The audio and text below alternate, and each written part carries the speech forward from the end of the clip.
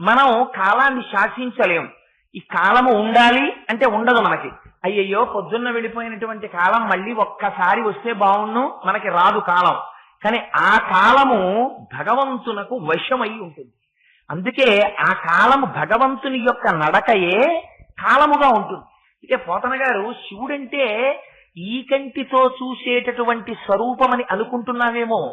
శివుడంటే ఏదో నువ్వు ఊహించినట్టుగా మెడలో పావులు వేసుకున్నవాడు, చంద్రవంకం ధరించినటువంటి వాడు, జటాజూటం ఉన్నవాడు, నాగాంబరములను కట్టుకున్నటువంటి వాడు, విభూతి పూసుకున్నవాడు ఆయన శివుడు అనుకుంటున్నావేమో. అసలు జ్ఞానము చేత దర్శించినప్పుడు శివుని యొక్క స్వరూపం అంటే ఎలా ఉంటుందో తెలుసా అని నిర్వచనం చేశారు పోతన గారు. సౌందర్య లహరిలో ఏ శ్లోకానికి ఆ శ్లోకమే అమృత గుళిక. అయితే ఈ మాట ప్రత్యేకంగా ఎందుకంటున్నాను అంటే, శంకరాచార్యుల వారు ఈ జాతికి పెట్టని భిక్ష లేదు. ఆయన మనకి ఎన్ని రకాలుగా అమ్మవారి కటాక్షాన్ని సిద్ధింపచెయ్యాలో అన్ని రకాలుగానూ అమ్మవారి కటాక్షాన్ని సిద్ధింపచెయ్యడం కోసమని ఆయన ప్రయత్నం చేశారు. అందుకోలేకపోతే అది మన దురదృష్టం తప్ప, ఆచార్య పురుషులుగా శంకర భగవత్పాదుల యొక్క కృషిలో లోపం కాని మహాపురుషుడైన అహం బ్రహ్మాస్మి స్థాయికి దిగినటువంటి వారు జ్ఞానము చేత సర్వకాలముల యందు పరమాత్మతో రమించగలిగినటువంటి స్థితిలో ఉన్న మహాపురుషుడు, తనని తాను పరమాత్మగా అనుభూతి చెంది ఆ జ్ఞాన స్థాయిలో ఉండగలిగినటువంటి సద్గురువు వారు మన కోసమని భక్తి స్థాయిలోకి వచ్చి మనం ఎలా అమ్మవారిని ఉపాసన చేసి అమ్మ గురించి 4 మాటలు చెప్పి శ్లోకాలు చెప్పి ప్రార్థన చేసి అమ్మ పాదములు పట్టి ఆవిడ అనుగ్రహాన్ని పొంది అనేక రకములైన ప్రయోజనములను సిద్ధింపచేసుకోవచ్చో, ఎలా జ్ఞానాన్ని పొందొచ్చో, ఎలా ఐశ్వర్యాన్ని పొందొచ్చో, ఎలా ఐదోతనాన్ని పొందొచ్చో, ఎలా భక్తిని పొందొచ్చో, ఎలా జ్ఞానాన్ని పొందొచ్చో, ఈ విషయాలన్నీ శంకరులు అనేక శ్లోకాలలో చెప్తూనే ఉన్నారు. ఇవాల్టి శ్లోకంలో శంకర భగవత్పాదులు ఒక చాలా గొప్ప విషయాన్ని విశదీకరిస్తారు. అందులో అంటారు, శరజ్యోత్స్నా శుద్ధాం శశయుత జటాజూటమకుటాం వరత్రా సత్రాణ స్ఫటిక ఘటికా పుస్తకరాం సకృన్నత్వా నత్వా కథమివ సతాం సన్నిదధతే మధుక్షీరద్రాక్షా మధురి మధురీణా ఫణితయః అంటారు. ఇది అమ్మవారి యొక్క స్వరూపాన్ని సరస్వతీ స్వరూపంగా వర్ణన చేయాలి. సరస్వతీ కటాక్షం నాకొద్దు అనగలిగినటువంటి వాడు ఈ ప్రపంచంలో ఎవ్వడూ ఉండడు. అసలు అమ్మవారిది ఆ సరస్వతీ కటాక్షం లేకపోతే ఎన్ని కోట్లు ఉండనివ్వండి, బెంగే నిరంతరం. ఏమో ఎవరు మోసం చేస్తారో, ఎవరు మోసం చేస్తారో, ఎవరు మోసం చేస్తారో, ఎన్ని ఉండనివ్వండి, అక్షరం రాదు అని అంటే మాత్రం విద్యా విహీన పశువు, వాణ్ణి 2 కాళ్లతో ఉన్నటువంటి పశువుగా చూస్తారు. అందుకని విద్య అనేటటువంటిది మనిషికి అంత అవసరం. అంత అవసరమైతే విద్య నేర్చుకుందామని ప్రయత్నం చేసేటటువంటి వాళ్ళు అందరూ ఉంటారు. ఎవరికి అమ్మ యొక్క కటాక్షం ఉన్నదో వాళ్ళకి మాత్రమే వస్తుంది. సరస్వతీ కటాక్షం ఉన్నదా వాడు విద్వాన్ సర్వత్ర పూజ్యతే, అన్ని చోట్ల పూజింపబడతాడు. అందుచేత అది బాహ్యమునందు కావలసినటువంటి లౌకికమైన విద్య దగ్గర నుంచి జ్ఞానము వరకు, పునరావృత్తి రహిత శాశ్వత శివ సాయుధ్యమును మీకు ఇప్పించగలిగినటువంటి జ్ఞానము వరకు అమ్మవారి యొక్క అనుగ్రహం చేత భాషిస్తుంది ఆ జ్ఞానం. ఆ అమ్మని ఎలా స్తోత్రం చెయ్యాలో, ఎలా ప్రార్థన చెయ్యాలో, ఆ తల్లి స్వరూపము ఎలా ఉంటుందో, అందులో మీకు సగుణమైన ఆరాధన చెయ్యాలి అంటే అమ్మవారి యొక్క స్వరూపం అసలు మనస్సులో నిలబడాలి కదా. ఇలా ఉంటుంది అమ్మవారి స్వరూపము అన్నది మీకు పూర్ణంగా ఒకసారి మనస్సులో నిలబడితే కదా. అలా నిలబడేటట్టుగా చెప్పడం కోసం శంకరులు ఎంత గొప్ప శ్లోకం చెప్పారంటే, శరజ్యోత్స్నా శుద్ధాం శశియుత జటాజూటమకుటాం అంటారు. ఆ సరస్వతీదేవి శరజ్యోత్స్న, అమ్మవారు శరత్కాలంలో ఉండేటటువంటి చంద్రబింబం ఎంత కాంతివంతంగా ఉంటుందో అంత కాంతితో కూడినటువంటి స్వరూపము కలిగినదై ఉన్నదట. అయితే ఇక్కడ ఒక చిత్రమైనటువంటి విషయం ఉంటుంది. మనకి అది నిజంగా అలా దేహబంధుత్వాలు ఉంటాయా అంటే, సగుణంగా ఆరాధన చేస్తే వాళ్ళకి శరీరం తప్ప, ఒక ఆకారం తప్ప, లేకపోతే అసలు ఆకారం ఎక్కడది? సగుణ నిర్గుణాసాతు ద్విధా ప్రోక్త మనీషిభి సగుణ రాగిభి సేవ్య నిర్గుణాతుర్ విరాగిభి అంటారు దేవీ భాగవతంలో వ్యాస భగవానుడు. మనం కోరికలతో చేస్తాం కాబట్టి ఒక సగుణమైనటువంటి ఆరాధన చేస్తాం. ఆ సగుణమైన ఆరాధన చేసేటప్పుడు ఆ త్రిమూర్తుల మధ్యలో ఒక బంధుత్వాన్ని ఒకదాన్ని చెప్తారు, ఒక వింతైన బంధుత్వాన్ని. బ్రహ్మగారి భార్య అయినటువంటి సరస్వతీదేవి పరమశివుడికి చెల్లెలు, పరమశివుని భార్య అయిన పార్వతీదేవి శ్రీ మహావిష్ణువుకి చెల్లెలు, శ్రీ మహావిష్ణువు భార్య అయిన లక్ష్మీదేవి బ్రహ్మదేవుడికి చెల్లెలు. అంచేత వీళ్ళు ఒకరికొకరు చెల్లెళ్ళు అవుతారు. అవడంలో అన్న చెల్లెళ్ళు ఒక పోలికల్లో ఉంటారు. పైగా ఇద్దరి మనప్రవృత్తులు కూడా ఒక రకంగానే ఉంటాయి. అందుకని ముమ్మూర్తుల మీ చెల్లెలు కదా అంటుంటారు. అందుకని అన్న చెల్లెళ్ళు ఒక పోలికలో ఉంటారు. పరమశివుడు జ్ఞానప్రదాత, ఆయన శివుడు జ్ఞానాన్ని ఇవ్వడం అంటే శివుడి తర్వాతే. అందుకని అసలు శివుని యొక్క స్వరూపమేది. అంచేత ఆ శివుడు ఎలా జ్ఞానం ఇస్తాడో సరస్వతీదేవి కూడా అలాగే జ్ఞానాన్ని ఇస్తుంది. అందుకని ఇక్కడ శంకరులు అంటారు శరజ్యోత్సనాశుద్ధాం. శరత్కాలంలో అమ్మవారిలో ఉండేటటువంటి చంద్రబింబము ఎంత స్వచ్ఛంగా ఎంత ప్రకాశవంతంగా ఉంటుందో అటువంటి కాంతి కలిగినటువంటి అమ్మ. మనం శరత్కాలం వచ్చేటప్పటికి ఎవరిని ఆరాధన చేస్తాం? శరత్కాలం వచ్చేటప్పటికి ఆరాధన శరన్నవరాత్రులు అని అమ్మవారిని ఆరాధన చేస్తాం. మొట్టమొదట అమ్మవారి పాదాలు పట్టుకుంటే, అమ్మవారు తమోగుణాన్ని విరిచేస్తే అప్పుడు అయ్యవారి చేతిలో మనం చెయ్యి పెడితే, రజోగుణాన్ని అయ్యవారు విరిచేస్తే, వసంత నవరాత్రుల దగ్గరికి వచ్చేటప్పటికి మనం రామచంద్రమూర్తితో కలిసి పట్టాభిషేకం, రామచంద్రమూర్తి యొక్క పట్టాభిషేకంలో ఉండి పుష్పక విమానం ఎక్కి ఉత్తర దిక్కుగా వెళ్ళడం జరుగుతుంది. అందుకని శరత్కాలంలో మొట్టమొదటి ఉపాసన శారదా ఉపాసన. సరస్వతీదేవి యొక్క పేర్లలో శంకరాచార్యుల వారికి పరమ ప్రీతికరమైనటువంటి పేరు శారదా అన్న పేరు. అసలు శంకరులు పెట్టినటువంటి పీఠాల పేర్లు కూడా శారదా పీఠాలే. ఎందుకంటే శృంగగిరిలో ఉన్న పీఠానికి శారదా పీఠం అనే పేరు. శంకరులు సాధారణంగా శారదా శారదా శారదా అంటూనే ఉంటారు. ఉత్తర భారతదేశంలో శారదని శారదా అంటుంటారు, వాళ్ళు శాని సాగా పలుకుతారు. పరమాచార్యులు వారు అన్నారు అది కూడా ఒక విధంగా యథార్థమే అన్నారు. ఎందుచేతనంటే సారనేది జ్ఞానమే. అందుకని శారద జ్ఞానమును ఇచ్చే తల్లి సరస్వతీదేవి. అందుకని ఆవిడ శారద. అదిగో అటువంటి శారద, ఆ శారద ఉపాసన ఎలా చెయ్యాలో, ఎలా జ్ఞానం పొందుతారో చెప్పడానికి ఇవాళ ఆ సరస్వతీదేవి యొక్క స్వరూపాన్ని మన ముందు ఆవిష్కరింపజేస్తున్నారు శంకరులు. శరజ్యోత్స్నా శుద్ధాం శశియుత జటాజూట మకుటాం. ఆ సరస్వతీదేవి, ఆ శారదాదేవి, ఆవిడ కూడా పరమశివుడు ఎలా అయితే తన యొక్క కొప్పులో నెలవంక ధరిస్తాడో, ఆ చంద్రరేఖని ధరిస్తాడో, కళాభ్యాం చూడాలంకృత శశికళాభ్యాం నిజతపఫలాభ్యాం అంటారు. ఆయన ఆ చంద్రరేఖని ధరించి ఉండడం చేత అమృతత్వాన్ని ఇవ్వగలిగినటువంటి వాడు, సమస్త జ్ఞానాన్ని ఇవ్వగలిగినటువంటి వాడు, సాక్షాత్తుగా పరతత్వమై నిలబడినటువంటి వాడు, కాలమునకు అతీతమైనటువంటి స్వరూపమును పొందినవాడు. ఇందుచేత కాలములో వచ్చినటువంటి ప్రతి వస్తువు కాలములో పడిపోతుంది, కాలాతీతముగా ఉండదు వస్తువు. కాలములో వచ్చింది వారు ఎంతటి మహాత్ములవనివ్వండి, ఆఖరికి శంకరులేవనివ్వండి, శంకరుల ఉపాధి ఉండిపోతుందా? ఉండదు. 32 సంవత్సరములు మాత్రమే కరచరణాదులతో కదలాడారు భూమి మీద. 32 సంవత్సరముల తర్వాత శంకరుల యొక్క ఉపాధి లేకపోవచ్చు, కానీ శంకరుల యొక్క ఆత్మ ఎక్కడికి వెళ్ళిపోతుంది? వారు మహాజ్ఞాని, వారు ఎప్పుడూ సర్వత్రా ఉండనే ఉంటారు. కానీ ఉపాధి మాత్రం ఉండదు. ఎందుకని? కాలములో వచ్చినది కాలములో వెళ్ళిపోతుంది. కానీ ఆ వెళ్ళిపోతున్న కాలానికి గుర్తేమిటి?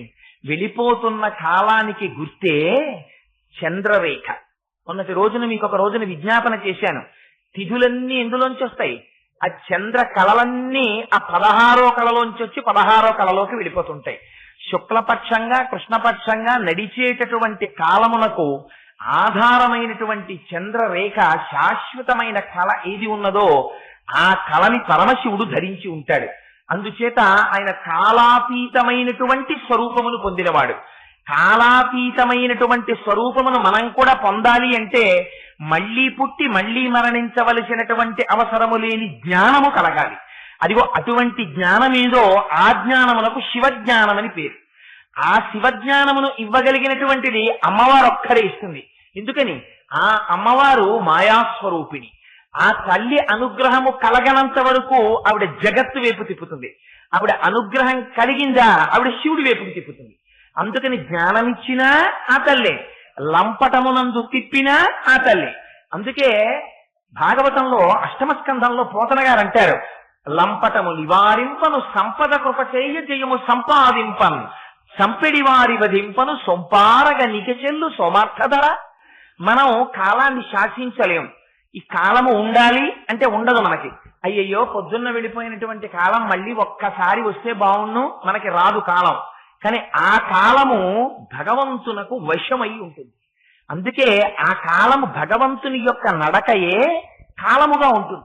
ఇక పోతన గారు శివుడంటే ఈ కంటితో చూసేటటువంటి స్వరూపమని అనుకుంటున్నావేమో. శివుడంటే ఏదో నువ్వు ఊహించినట్టుగా మెడలో పావులు వేసుకున్నవాడు, చంద్రవంకం ధరించినటువంటి వాడు, జటాజూటం ఉన్నవాడు, నాగాంబరములను కట్టుకున్నటువంటి వాడు, విభూతి పూసుకున్నవాడు ఆయన శివుడు అనుకుంటున్నావేమో. అసలు జ్ఞానము చేత దర్శించినప్పుడు శివుని యొక్క స్వరూపం అంటే ఎలా ఉంటుందో తెలుసా అని నిర్వచనం చేశారు పోతన గారు. అగ్నిముఖంబు పరాపరాత్మకమాత్మ కాలంబు గతి రత్నగర్భ పదము శ్వశనంబు నీ యూర్పు రసన జలేషుండు దిశలు కర్ణంబులు దివము నాభి సూర్యుండు కన్నులు శుక్లంబు సలిలంబు జఠరంబు జలధులు చెదలు శిరము సర్వౌషధులు రోమచయము శల్యంబు లద్రులు మానసమృతకరుండు ఛందములు ధాతువులు ధర్మసమితి హృదయము ఆస్యపంచకముపనిషదాస్వయంబు అయిన నీరూపు సదసత్వమై శివాఖ్యయై స్వయం జ్యోతి అయ్యొప్పు ఆజ్యమగుసు అన్నారు పోతన గారు. అదిగో అది పరమశివుని యొక్క స్వరూపం అంటే. అందుకని అంటారు శంకర భగవత్పాదులు పరమశివుని ఉద్దేశించి, చంద్రోద్భాసిత శేఖరే స్మరహరే గంగాధరే శంకరే సర్పైర్భూషిత కంఠకర్ణ వివరే నేత్రోద్ధ వైశ్వానరే దంతిత్వకృత సుందరాంబరధరే త్రైలోక్య సారే హరే మోక్షార్థం కురుచిత్త వృత్తి మమలాం అంతైస్తు కింకర్మభి అంటారు. అందుకని జీవుడిగా ఉండిపోయినటువంటి వాణ్ణి ఉద్ధరించి జీవుడు కాడు, జీవుడు సాక్షాత్తు దేవుడే అని చెప్పి అజ్ఞాన లంపటాన్ని తీయగలిగినటువంటి జ్ఞానం ఇయ్యగలిగిన వాడు ఎవరైనా ఉన్నాడంటే పరమశివుడు ఒక్కడే. ఆ పరమశివుడు అమ్మవారి కన్నా అభేదం. నేను మొట్టమొదటి నుంచి మీకు ఈ విషయం చెప్తున్నాను. అయ్యవారు అమ్మవారు కారు, అయ్యవారు అమ్మవారు కలిసే ఉంటారు. పాలు పాల తెలుపు, తేనె తేనె తీపి, చంద్రుడు చంద్రప్రభ, దీపము దీపపు కాంతి, సూర్యుడు సూర్య కిరణము ఎలా ఒకదాని నుంచి ఒకటి విడివిడి ఉండవో అలా పార్వతీ పరమేశ్వరులు శివశక్తులు వారు ఎన్నడూ కలిసే ఉంటారు. వాళ్ళిద్దరిని విడదీసి చూడడం కుదరనే కుదరదు. అమ్మవారు ఎక్కువ అని మీరు ఒక్క మాట అన్నారా, ముందు అసహించుకునేది అమ్మవారి. ఎందుకని? ఆ తల్లి మహాపతివ్రత. తెల్లవారి లేస్తే శంకర భగవత్పాదులు సౌందర్యలహరిలో ఎన్ని చోట్ల చూపించారు. అయ్యవారు వస్తున్నారనేటప్పటికీ పరుగు పరుగున వెళ్లి మోకాళ్ళు గట్టి పడిపోయేలా అయ్యవారికి వంగి నమస్కారం చేయడం అమ్మవారి అలవాటు. ఇది జ్ఞానమున్న వారందరూ ఎప్పుడూ కలిసే ఉంటారు. దీనికి మీకు నేను ఒక ఉదాహరణ చెప్తాను. బలిచక్రవర్తి దానం ఇద్దాం అనుకున్నాడు. దానం ఇద్దాం అనుకుని ఎవరికి ఇవ్వాలి? ఆ వచ్చినటువంటి వామనమూర్తికి దానం ఇద్దాం అనుకున్నారు. వామనమూర్తి ఏ రూపంలో వచ్చారు? బ్రహ్మచారిగా వచ్చారు. బ్రహ్మచారిగా వచ్చినటువంటి వాడికి పక్కన భార్య ఉంటుందా? భార్య ఉండదు. దానం ఇచ్చే ముందు అడిగాడు బలిచక్రవర్తి, ఏమయ్యా పిల్లాడా, ఏమిటో ఇంత కష్టపడి వచ్చావు, నిన్ను చూస్తే నాకు ముచ్చట వేసేస్తోందో, ఏమిటి బొత్తిగా 3 అడుగులు నేలంటావేమిటి, నీకేం కావాలి చెప్పు. వరచేలములో మాడలో ఫలములో వన్యంబులో గోవులో హరులో రత్నములో రథములో నికేతనములో వన్యంబులో గోవులో కరులో రత్నములో విమృష్టాన్నమో కన్యలో ధరణీకండమో కాకయేమడిగతో ధాత్రీ సురేంద్రోత్తమ, నీకేం కావాలో చెప్పవయా ఇచ్చేస్తానన్నాడు. అంటే ఆయన అన్నాడు, నాకు ఇవన్నీ ఎందుకయా, ఒంటివార నాకు 1-2 అడుగుల మెరయిమ్ము సొమ్ము మెర్రయల్లా కూర్కె తీర బ్రహ్మ కూకటి ముట్టెద దన కుతుక సాంద్ర దనవేంద్ర అన్నారు. 3 అడుగులు ఇవ్వయా, నువ్వు అది తీర్చావా, నేనేమిటో చూపిస్తాను నీకు, 3 అడుగులు నేల చాలు అన్నారు. అంటే అబ్బో ఈయన పెద్ద లిస్టు చెప్పారు. ఆయన బ్రహ్మచర్య ఆశ్రమంలో ఉన్నవాడు ఏ వస్తువులు మాత్రమే ముట్టుకోవాలో ఆ వస్తువులు తప్ప ఇతరమైన వస్తువులు నాకెందుకని, గొడుగో జన్నిదమో కమండలయు నాకున్ ముంజియో దండమో వడుగేనెక్కడ కరుల్ వామాక్షుల శంభులెక్కడ నిత్యోచిత కర్మవెక్కడ మదాకాంక్షితంబైన 3 అడుగుల మేర యత్రోవకిచ్చుట బ్రహ్మాండంబు నా పాలికిన్ననడే. నాకెందుకయా ఒక గొడుగి, ఒక యజ్ఞోపవీతమి, అలాంటివి పుచ్చుకోవాలి ఒక కమండలవి. అంతేకాని నేనేమో బ్రహ్మచారినా, నాకేమో నువ్వు ఆవులు ఇస్తావా, గుర్రాలు ఇస్తావా, ఏనుగులు ఇస్తావా, ఆడపిల్లలు ఇస్తావా, నాకెందుకయ్యా, నాకు అక్కర్లేదన్నాడు. అంటే పాపం తప్పకుండా దానం చేస్తానని రమ్మ మానవ కొత్తమ చెమ్మ నీ వంచితంబు లేదనకిత్తు చెమ్మ అడుగులగిటురా నిమ్మ కడు గంగవలయు నేటికి తడయం అని బంగారు పళ్ళెని చాపి అందులో కాళ్ళు పెట్టమన్నాడు బలిచక్రవర్తి. వామనమూర్తి వచ్చి కాళ్ళు పెట్టారు. వామనమూర్తి అప్పుడు ఏ స్వరూపంతో ఉన్నారు? బ్రహ్మచారిగా ఉన్నారు. బ్రహ్మచారిగా ఉన్నవాడికి ఆయనే చెప్పుకున్నారు. పైగా తొల్లి సిరియుగలదు చెప్పెద నాటెంకి సుజనులందు తరసు సొచ్చి ఉండు. ఒకనాడు ఐశ్వర్యం ఉండేదో, స్త్రీ ఉండేది, అంటే లక్ష్మీదేవి ఉండేది. ఇప్పుడు నేను బ్రహ్మచారిగా ఉన్నాను, నాకెక్కడ ఉంటుంది అని గోప్యంగా మాట్లాడారు. నిజంగా అసలు బలిచక్రవర్తి వామనమూర్తి కాళ్ళు కడుగుదామనుకుని బలిచక్రవర్తి భార్య వింధ్యావళి బంగారు పాత్రతో నీళ్లు పోసింది. కడుగుదామని బలిచక్రవర్తి వామనమూర్తి యొక్క పాదముల మీద చెయ్యి పెడదామని ఇలా చూశారంటే బలిజైచేంద్రకరత్వయీ కృతజల ప్రక్షాళన వ్యాప్తికి జలజాతాక్షుడు సాట యోగి సుమన సంప్రార్థిత శ్రీదమున్ కలితానం రమా లలాట పదవీ కస్తూరికా సాదమున్ నలినామోదము రత్ననూపురము నానావేదమున్ పాదమున్ అన్నారు పోతన గారు. నాకు ఆ పాదం మీద ఏం కనపడుతోందో తెలుసా? పొద్దున్న నిద్ర లేవగానే భర్త పాదములకు తన నొసట ఉన్నటువంటి కస్తూరి తిలకం ఆయన పాదములకు తగిలేటట్టుగా శ్రీ మహాలక్ష్మి వచ్చి మోకాళ్ల మీద వంగి ఆయన పాదములకు లలాటము తగిలేటట్టు నమస్కరించినప్పుడు లక్ష్మీదేవి లలాటమనందున్న కస్తూరి తిలకము స్వామి పాదములకు అంటుకుని ఉండగా నాకు దర్శనం అవుతోంది అన్నారు పోతన గారు. బ్రహ్మచారిగా ఉన్న వామనమూర్తికి ఏమిటి, లక్ష్మీదేవి యొక్క తిలకం అనడం ఏమిటి? ఆ తల్లి తిలకం అటువంటిది. కస్తూరీ తిలకంచితేందు విలసత్వభాసి పాలస్థలిం కర్పూర ద్రవ విశ్వచూర్ణ కపురామోదోన్న సద్వీటికాం లోలాతంగ తరంగ తైరితి కృపా సారైర్నతానందిని శ్రీశైల స్థలవాసినీం భగవతీం శ్రీమాతరం భావయే అంటారు. ఆ తల్లి ఎన్నడూ కస్తూరి తిలకం పెట్టుకుని ఉంటుంది. ఆ తిలకం అయ్యవారి పాదాల మీద కనపడింది. అందుచేత అమ్మవారు అయ్యవారు అసలు విడివడి ఉండడం అన్నది ఉంటుంది ఆ ప్రపంచంలో, ఎప్పుడు ఉండదు. ఇద్దరు ఎన్నడూ కలిసే ఉంటారు. వాళ్ళు విడివడి ఉంటారు అన్న ఊహ, వారికన్నా వీరెక్కువ వీరికన్నా వారెక్కువ అన్న ఊహ అజ్ఞాన జనితమైనటువంటి ఊహ. అసలు నిజానికి వారిద్దరూ ఎప్పుడూ ఎన్నడూ ఒకరికన్నా ఒకరు ఎక్కువ కారు, ఒకరికన్నా ఒకరు తక్కువ కారు. జగద్గురువులైన శంకరులు అన్నారు ఈ మాట. వాళ్ళిద్దరూ నిజ తపఫలాభ్యాం, ఒకరి తపస్సుకి ఒకరు ఫలమై ఉన్నారు తప్ప ఒకరికన్నా ఒకరు తక్కువ కారు, ఒకరికన్నా ఒకరు ఎక్కువ కాదు. వాళ్ళిద్దరూ అంతగా కలిసిపోయినటువంటిది ఆ శివశక్తుల యొక్క స్వరూపం. అందుచేత శంకరులు అంటారు, శరజ్యోత్స్నా శుద్ధాం, ఈ జ్ఞానం ఇవ్వగలిగినటువంటి వాడు మళ్ళీ పుట్టవలసినటువంటి అవసరం లేని జ్ఞానం ఇవ్వగలిగినటువంటి వాడు పరమశివుడు ఒక్కడే. ఆయన జ్ఞానప్రదాత. అందుకే మెరిసిపోతుంటాడు, శుద్ధ స్ఫటికంలా తెల్లగా ఉంటాడు. ఆయన చెల్లెలు కదా సరస్వతీదేవికి కూడా అదే పోలిక. అందుకని ఆవిడ కూడా శరజ్యోత్స్నా శుద్ధాం మెరిసిపోతోంది. శశియుత జటాజూటమకుటాం, అమ్మవారు కట్టుకున్నటువంటి జటాజూటంలో ఆ పైన చంద్రరేఖ ప్రకాశిస్తోంది. ఇది ఎందుకు శంకరులు ఇంత ఘనంగా దాని గురించి చెప్పడం? మనకి అది ఒక ధ్యాన శ్లోకంగా ఉపయోగపడాలి. అమ్మవారి యొక్క అనుగ్రహాన్ని పొందడానికి, ఆ సరస్వతీదేవి ఆ శారదాదేవి యొక్క అనుగ్రహాన్ని మనం పొందడానికి అమ్మవారిని సాకార స్వరూపంగా వర్ణించి చూపిస్తున్నారు శంకరులు ఇవాళ. అందుకని శశియుత జటాజూటమకుటాం వరత్రా తత్రాన స్ఫటిక ఘుటికా పుస్తకరాం. ఈ శ్లోకాన్ని తప్పులు లేకుండా, ఉచ్చారణ దోషం లేకుండా రోజు అమ్మవారి పాదాల దగ్గర విజ్ఞాపన చేస్తే ఆ అమ్మ ఏ జ్ఞానం మీకు ఇవ్వదు. అసలు నిజానికి పిల్లలందరూ ఈ శ్లోకాలు నేర్చుకుని వీటిని ప్రతిరోజు అమ్మవారి పాదాల దగ్గర చెప్పుకోవాలి. ఎందుకని అందులో శంకరుడు ప్రశ్న చేశారు, ఎందుకు రాదు జ్ఞానం అని అడిగారు. జ్ఞానం వస్తుందని లేదు, ఎందుకు రాదన్నారు. అందుకని ఎంత గొప్పగా మాట్లాడారంటే వరత్రా తత్రాన స్ఫటిక ఘుటికా పుస్తకరాం. ఆ అమ్మ ఒక చేత్తో వరదముద్ర పట్టిందిట, ఒక చేత్తో అభయముద్ర పట్టిందిట. ఇది లలితాపరాభట్టారిక స్వరూపంలో అమ్మవారు వరదముద్ర అభయముద్ర పట్టదు.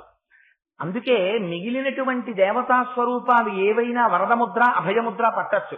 వరదముద్ర అంటే ఇలాగా, అభయముద్ర అంటే ఇలాగా పడుతుంటాయి, ఇలాగా ఇలాగా.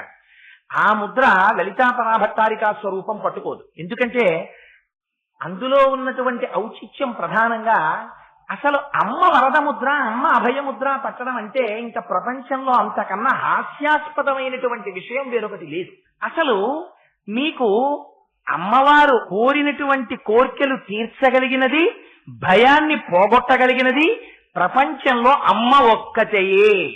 ఎందుకని మీరేం పిలిచి అమ్మని పిలిచి స్తోత్రం చేసి అమ్మ నాకు ఈ భయం వేస్తోందమ్మా, ఆ భయం పోగొట్టమ్మా అంటే చిన్నతనంలో అమ్మ మీకు భయం పోగొట్టిందా? అసలు మీకు నోట మాట మాట్లాడడం చేత కానటువంటి రోజులలో మీకు నిద్దట్లో ఉండగా ఎందుకు ఉలిక్కి పడ్డారో కూడా చెప్పలేరు. అసలు ఎందుకు చంటి పిల్లవాడు ఉలిక్కి పడ్డాడో తల్లికి కూడా తెలియదు. అలాంటిది పిల్లవాడు ఉలిక్కి పడతాడు. ఉలిక్కి పడగానే అమ్మ గబాలను ఒక్కసారి వీపు మీద చెయ్యేసి ఆ పిల్లాన్ని జోకొడుతుంది. ఏమి తెలుసో తెలియదు, మరి ప్రపంచంలో ఉన్నటువంటి సృష్టి రహస్యం ఏమిటో అమ్మ చెయ్యి పిల్లవాడికి తగిలిందా ఇంత భయమో పోతుంది వాడికి. మీరు చూడండి, పిల్లలు గుక్క పట్టేస్తుంటారు, వాళ్ళకి మళ్ళీ ఊపిరి కూడా తీయలేనంతగా గుక్కపడతారు. అమ్మ గబాలన పిల్లాన్ని అందుకుని గుండెలకి హత్తుకుంటుంది. హత్తుకోగానే వాళ్ళు ఏమి ధైర్యం వస్తుందో తెలియదు. నల్లపడిపోయిన పిల్లాడు మళ్ళీ ఒక్కసారి ఊపిరి తీస్తాడు. అమ్మ, ఒరే నాన్న, నీకేదైనా భయం వేసినప్పుడు నన్ను తలుచుకో, నేను నీ భయం తీరుస్తాను అని అమ్మ ఏమైనా చెప్పిందా? అలా చెప్తే అర్థమయ్యే వయస్సా? అది అమ్మ చెప్పదు. నిజంగా అమ్మ అలా చెప్పిన నాడు అంతకన్నా అసహ్యకరమైన విషయం ప్రపంచంలో ఇంకోటి లేదు.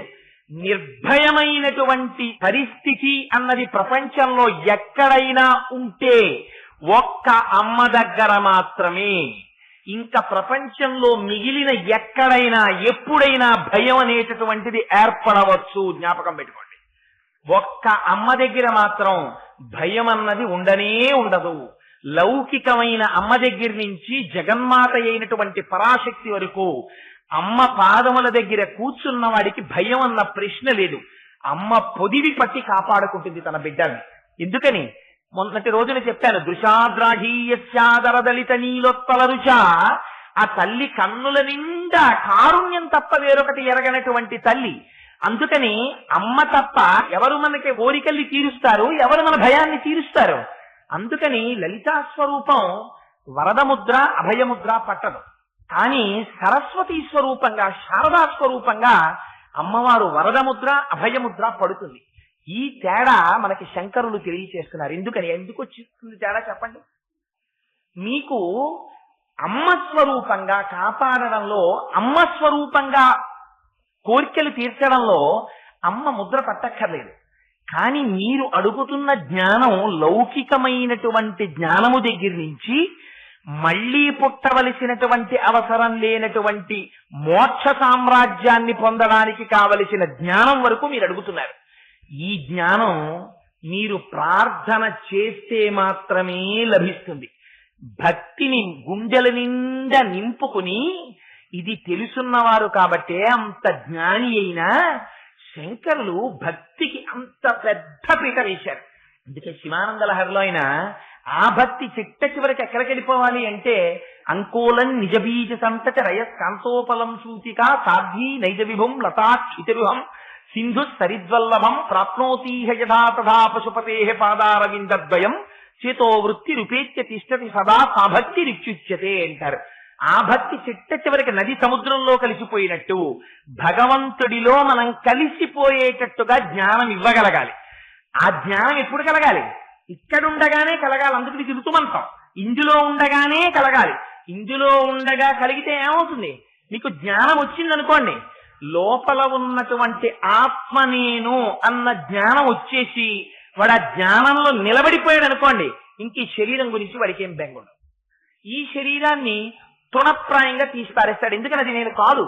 నేను కాని వస్తువుకి ఎంత ప్రమాదం రానివ్వండి, వెడుతుండగా ఈ కండువ గబాలన ఏ బండి చక్రంలోనో పడిపోయింది అనుకోండి, అయ్యో కండువా పడిపోయిందంటే అని వదిలేస్తాను. అంతేకాని అయ్యో కండువా పడిపోయింది అని ఒక నెలలాళ్ళు ఏమైనా నేను ఏడుస్తూ కూర్చుంటానా? నేనేం కూర్చోను. అలా అందుకే భగవాన్ రమణులు ఒక మాట చెప్తుండేవారు. ఎంత గొప్ప మాట చెప్పేవారంటే, వారు ఈ దేహములో ఉండాలి, జ్ఞానమును పొందాలి, పొంది ఇది నేను కాదన్న ధైర్యము ఏర్పడాలి మనుష్య జన్మలో. అది ఏర్పడడానికి ఇదే ఆధారం అయి ఉండాలి. ఏమండి ఇది నేను కాదు కదా, లోపల ఆత్మ నేను కదా అని చెప్పి దీన్ని వదిలేస్తానని చెప్పి కృతకంగా మాట్లాడకూడదు. మీరు భోజనం చేస్తారు, విస్తరి దేనికి తెచ్చుకుంటారు? విస్తరి ప్రయోజనం ఏమిటి? చిట్ట చివర పెంట కుప్పలో పారేయడానికే విస్తరి తెచ్చుకుంటారు. అంతే తప్ప విస్తరి ఎవరైనా బీరువాలో పెట్టుకోవడానికి తెచ్చుకుంటాడు ఏంటి? విస్తరి ఎప్పుడైనా పెంట కుప్ప మీదకే వెళ్ళాలి. కానీ విస్తరి చేస్తూనే అయ్యో చిట్ట చివరిది పెంట కుప్పలోకే కదండి పోవలసింది అని విస్తరులన్నీ తీసుకెళ్లి మళ్ళీ పెంట కుప్పలో పారేస్తారా? పారేయరు. ముందు విస్తరాకేసుకోవాలి, నీళ్లు జల్లుకోవాలి, విస్తరి కడుక్కోవాలి, భోజనం పెట్టుకోవాలి, అందులో భోజనం చేయాలి, ఉత్తరాపోసనం పట్టాలి, అప్పుడు ఆ విస్తరి మడిచి తీసుకెళ్లి పెంట కుప్ప మీద పారేయాలి. ఈ శరీరములో తానుండాలి, గురువులను సేవించాలి, జ్ఞానమును పొందాలి, ఈ శరీరము కన్నా భిన్నమైనటువంటి ఆత్మ తానని తెలుసుకోవాలి, దాని యందు నిలబడాలి, అందులో రమించాలి. అప్పుడు తృణప్రాయంగా శరీరము తనంత తాను పడిపోతున్నప్పుడు తను సాక్షిగా నిలబడాలి, సాదాత్మత లేకుండా.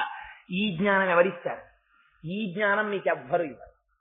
మీరు ఎంత ట్యూషన్ ఫీజు కట్టండి, ఎన్ని టర్మ్ ఫీజులు కట్టండి, గురువు కూర్చుని మీకు చెప్తాడేమో కానీ ఈ జ్ఞానము లోపలికి వెళ్లి నిలబడడం అనేటటువంటిది మాత్రం అమ్మవారి అనుగ్రహం ఉంటేనే జరుగుతుంది. ఆ అనుగ్రహాన్ని మనయందు ప్రసరింప చెయ్యడం కోసమని ఇవాళ శంకరులు ఎంత గొప్ప మాట చెప్తున్నారంటే, ఇదిగో ఈ భయానికి కారణమేమిటి?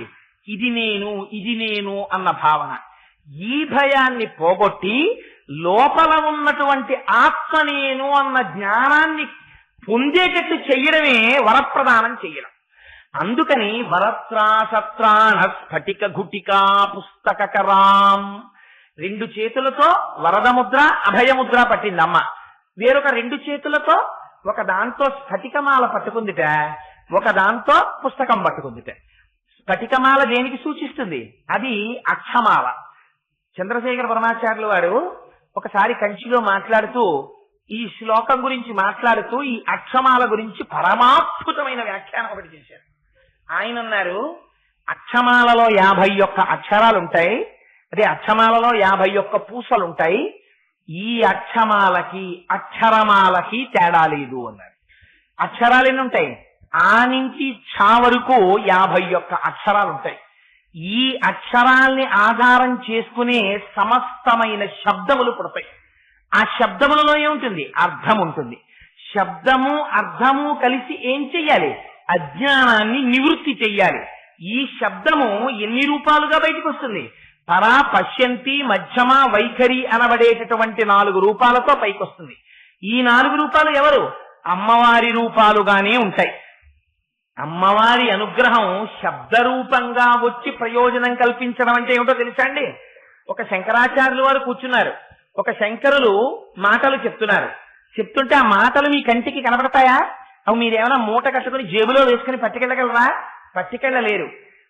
తన మనస్సులో కలిగినటువంటి ఆలోచన మూలాధార చక్రం దగ్గర నుంచి వాయువై బయలుదేరి పైకొస్తుంటే ఒక్కొక్క చక్రాన్ని దాటి వస్తున్నప్పుడు చిట్ట చివర నాలుక ఎక్కడెక్కడ నొక్కాలో అక్కడక్కడ నొక్కితే సొట్టలు పడినటువంటి వర్ణములుగా తయారై ఆ వర్ణములు పైకొస్తుంటే ఆ అక్షరములన్నీ పదములుగా మారితే ఆ పదములు వాక్యములైతే ఆ వాక్యములలో నేను మీకు ఏం చెప్దామనుకుంటున్నానో ఆ భావన వాక్యముల చేత నా నోటి వెంట బయటికొస్తే అవి కనపడకుండా ఆకాశ గుణాత్మకం కాబట్టి శబ్దం ఆకాశంలో ప్రయాణించి మీ చెవులలోంచి లోపలికి వెళ్లి మీ మనస్సుని స్పందింపచేసి నాలో ఉన్న భావం మీలో ఉన్న భావంగా మారిపోవాలి. ఇలా మారిపోయేటట్టు చెయ్యడం నేను అనుభవించిన దానిని మీ చేత అనుభవింపచేస్తుంది. ఇది ఎవరు చెయ్యగలరు? అమ్మవారే చేస్తుంది. ఎలా చేస్తుంది? పరా, పశ్యంతి, మధ్యమ, వైఖరి అనేటటువంటి 4 వాక్కుల యొక్క స్వరూపంగా అమ్మవారు చేస్తుంది. ఈ వాక్కుకు ఆధారం ఏమిటి? అక్షరములు ఆధారం. ఆ అక్షరములు ఎక్కడుంటాయి? ఆ నుంచి ఛ వరకు ఉంటాయి. ఈ ఆ నుంచి ఛ వరకు ఉన్న అక్షరములే మారి మారి మారి మారి ఆ పక్కకి ఊ వస్తే ఆవు, ఈ పక్కకి ఇల్లు వస్తే ఇల్లు. ఆ అక్షరాలే అటు ఇటు మారుతుంటాయి. మారితే ఏమవుతుంది? ప్రపంచంలో ఉన్నటువంటి సమస్త వాంగ్మయము ఈ అక్షరాల్లోంచే రావాలి. కాబట్టి ఇప్పుడు వాంగ్మయం అంతా ఎవరి అనుగ్రహంగా రావాలి? ఎవరి గురించి చెప్పాలి? అమ్మవారి గురించే చెప్పాలి. అమ్మవారి యొక్క అనుగ్రహాన్నే ప్రసరింప చెయ్యాలి. అందుకనే అమ్మా పటిక గుటిక, అదిగో నువ్వు చేతిలో ఆ జపమాలని పట్టుకున్నాం. రెండో అర్థం ఏమిటి? చేతిలో మీరు స్ఫటికమాల ఎప్పుడు పట్టుకుంటారు? జపం చెయ్యడానికి పట్టుకుంటారు. జపం ఏం చేస్తారు? జపం అంటే మీరు ఒక మంత్రాన్ని ఉపదేశం పొంది ఆ ఉపదేశం పొందినటువంటి మంత్రాన్ని లోపల తిప్పుతూ ఉంటారు. మననాత్ త్రాయితే ఇది మంత్ర, దాన్ని మననం చేస్తుంటే మీకు రక్షణ వస్తుంది అందులోంచి. అందుకని ఎన్ని మాటలు తిరుగుతోందో చూసుకోవడానికి ఆ జపమాలను అలా తిప్పుతూ ఉంటారు. ఇప్పుడు మీరు ఒక్క విషయం జ్ఞాపకం పెట్టుకోండి, మీరు చేసినటువంటి జపము తనంత తానుగా మిమ్మల్ని రక్షిస్తుందా, అయితే తిరిగినటువంటి జపమాల మిమ్మల్ని రక్షిస్తుందా? జపమాల ఏమైనా రక్షిస్తుందా? ఏమీ రక్షించదు. పోనీ నేను చేశాను అనుకుంటున్నటువంటి జపం మిమ్మల్ని రక్షిస్తుందా? రక్షించదు. ఏది రక్షిస్తుంది? మీరు చేసినటువంటి జపము చేత ప్రీతి పొందిన అమ్మవారు మిమ్మల్ని రక్షిస్తుంది. అందుకని ఇప్పుడు చేతిలో ఉన్నటువంటి స్ఫటిక గుటిక ఏ జపం చేస్తున్నావో, ఏ తపస్సు చేస్తున్నావో దానికి ఫలితమును ఇవ్వగలిగినటువంటి స్వరూపం ఎవరు? ఆవిడ ఎప్పుడు ఇస్తుంది? ఆవిడ ప్రీతి చెందిన నాడు. ఆవిడ ప్రీతి ఎప్పుడు చెందుతుంది? ఇక్కడ ఎంత తిప్పినా ఆవిడ ప్రీతి చెందదు. రామకృష్ణ పరమహంస దీని గురించి ఒక అద్భుతమైన కథ చెప్పేవారు. వెనకటికి ఎప్పుడు భగవత్ సంబంధమైనటువంటి మాటలు మాట్లాడుతూ శిష్యులందరినీ చేరదీసి మంచి ప్రసంగాలు చేస్తూ ఎప్పుడూ భగవత్ సంబంధంగా కాలం గడిపేటటువంటి ఆయన ఒక వీధిలో కాపురం ఉంటుండేవాడు పెంకుటింట్లో. ఎదురుగుండా ఓ పెంకుటిల్లు ఉండేది. ఆ పెంకుటింట్లో ఒక వ్యభిచారిని ఉండేది. ఆ వ్యభిచారిని తన యొక్క వృత్తి రీత్యా విటులను ఆకర్షిస్తుండేది ఆవిడ. ఈయన ఇక్కడ భగవత్ సంబంధంగా శిష్యులతో కాలం గడుపుతూ ఉండేటటువంటి ఆయన అస్తమానం అటు చూస్తుండేవాడు. అదిగో మళ్ళీ ఎవరో వచ్చారు, వాడిని లోపలికి తీసుకుపోతోంది, అయిపోయింది వాడి పని ఇక్కడతోటి, వాడి మెడలో ఉన్నవి తీసేసుకుంటుంది, వాడి వేళ్లకు ఉన్నవి తీసేసుకుంటుంది, వాడి డబ్బు తీసేసుకుంటుంది, దిక్కుమాలింది, ఇలాగే అందరినీ నాశనం చేసేస్తోంది అని మనసులో అనుకుంటుండేవాడు. ఆవిడ నా దౌర్భాగ్యం కొద్దీ నా శరీరాన్ని ఇలా ఫణంగా పెట్టి పడుపు కూడు తింటున్నాను, ఆ ఎదురింట్లో మహానుభావుడు హాయిగా శిష్యులతో ఎప్పుడూ భాగవతం చెప్తూ అనుష్ఠానం చేసుకుంటూ సంధ్యావందనం చేసుకుంటూ ఆ ప్రవచనాలు చేసుకుంటూ ఆయన ప్రశాంతంగా ఆయన బతుకుతున్నాడు అని ఈవిడ అనుకుంటూ ఉండేది. ఇద్దరూ శరీరాలు విడిచిపెట్టారు. యమభటులు ఈయన కోసం వచ్చారు, దేవదూతలు ఆవిడ కోసం వచ్చారు. వాళ్ళిద్దరూ కంగారు పడ్డారు. ఆయన అన్నాడు, లేదు పొరపాటు పడ్డారు, మీరు ఏదో అడ్రస్ పట్టుకురావడంలో, ఇటు మీరు రండి అటు వారు వెళ్ళండి అన్నారు. వాళ్ళు అన్నారు, మాకేం అడ్రస్లు చేంజ్ ఉండదు, అలాగా మేము కరెక్ట్ గా పట్టుకొస్తాం, మీకోసమే మేము వచ్చాం, ఆవిడ కోసమే వారు వచ్చారన్నారు. అదేమిటి? ఆవిడ బతికున్నంత కాలం చేసింది వ్యభిచారం అన్నారు. వ్యభిచారం శరీరం చేసింది, మనస్సు పరమాత్మ కైంకర్యం చేసింది. నువ్వేం చేశావు? నీ శరీరం పూజా మందిరంలో కూర్చుంది, నీ మనస్సు వ్యభిచారం చేసింది. అమ్మవారికి కావలసింది మనస్సు. ఎవరికి కావాలరా? నీ శరీరం ఏం చేస్తోందో నీ మనస్సు ప్రధానం. నువ్వు చేసింది కాపట్యం, నటన. అందుకని నీకు ఎక్కువ శిక్ష వేయాలి, అందుకని నిన్ను తీసుకెళ్ళడానికి వచ్చామన్నారు. ఇప్పుడు చెప్పండి, ఇదే రక్షించేది? అందుకే అంటారు శంకరులు, నువ్వు పైనేం కట్టావు పరమాత్మకు అనవసరం. వటురువా గేహీవా ఇతిరపి జటీవా తదితరో. నువ్వు ఉపనయనం చేసుకున్నావా? నువ్వు జటివా? నువ్వు గృహస్థాశ్రమంలో ఉన్నావా? నువ్వు సన్యాసం తీసుకున్నావా? భవతు భవకించేన భవతి. ఎవడికి కావాలరా ఇవన్నీ? యదీయం మృత్పద్మం జడి భవదధీనం పశుపతే తదీయత్వం శంభో భవసి భవభారంచ వహసి. నీ హృదయ పుష్పాన్ని తీసి స్వామి పాదాల దగ్గర పెట్టావా? నీ వెంట పడడానికి ఆయన సిద్ధంగా ఉన్నాడు.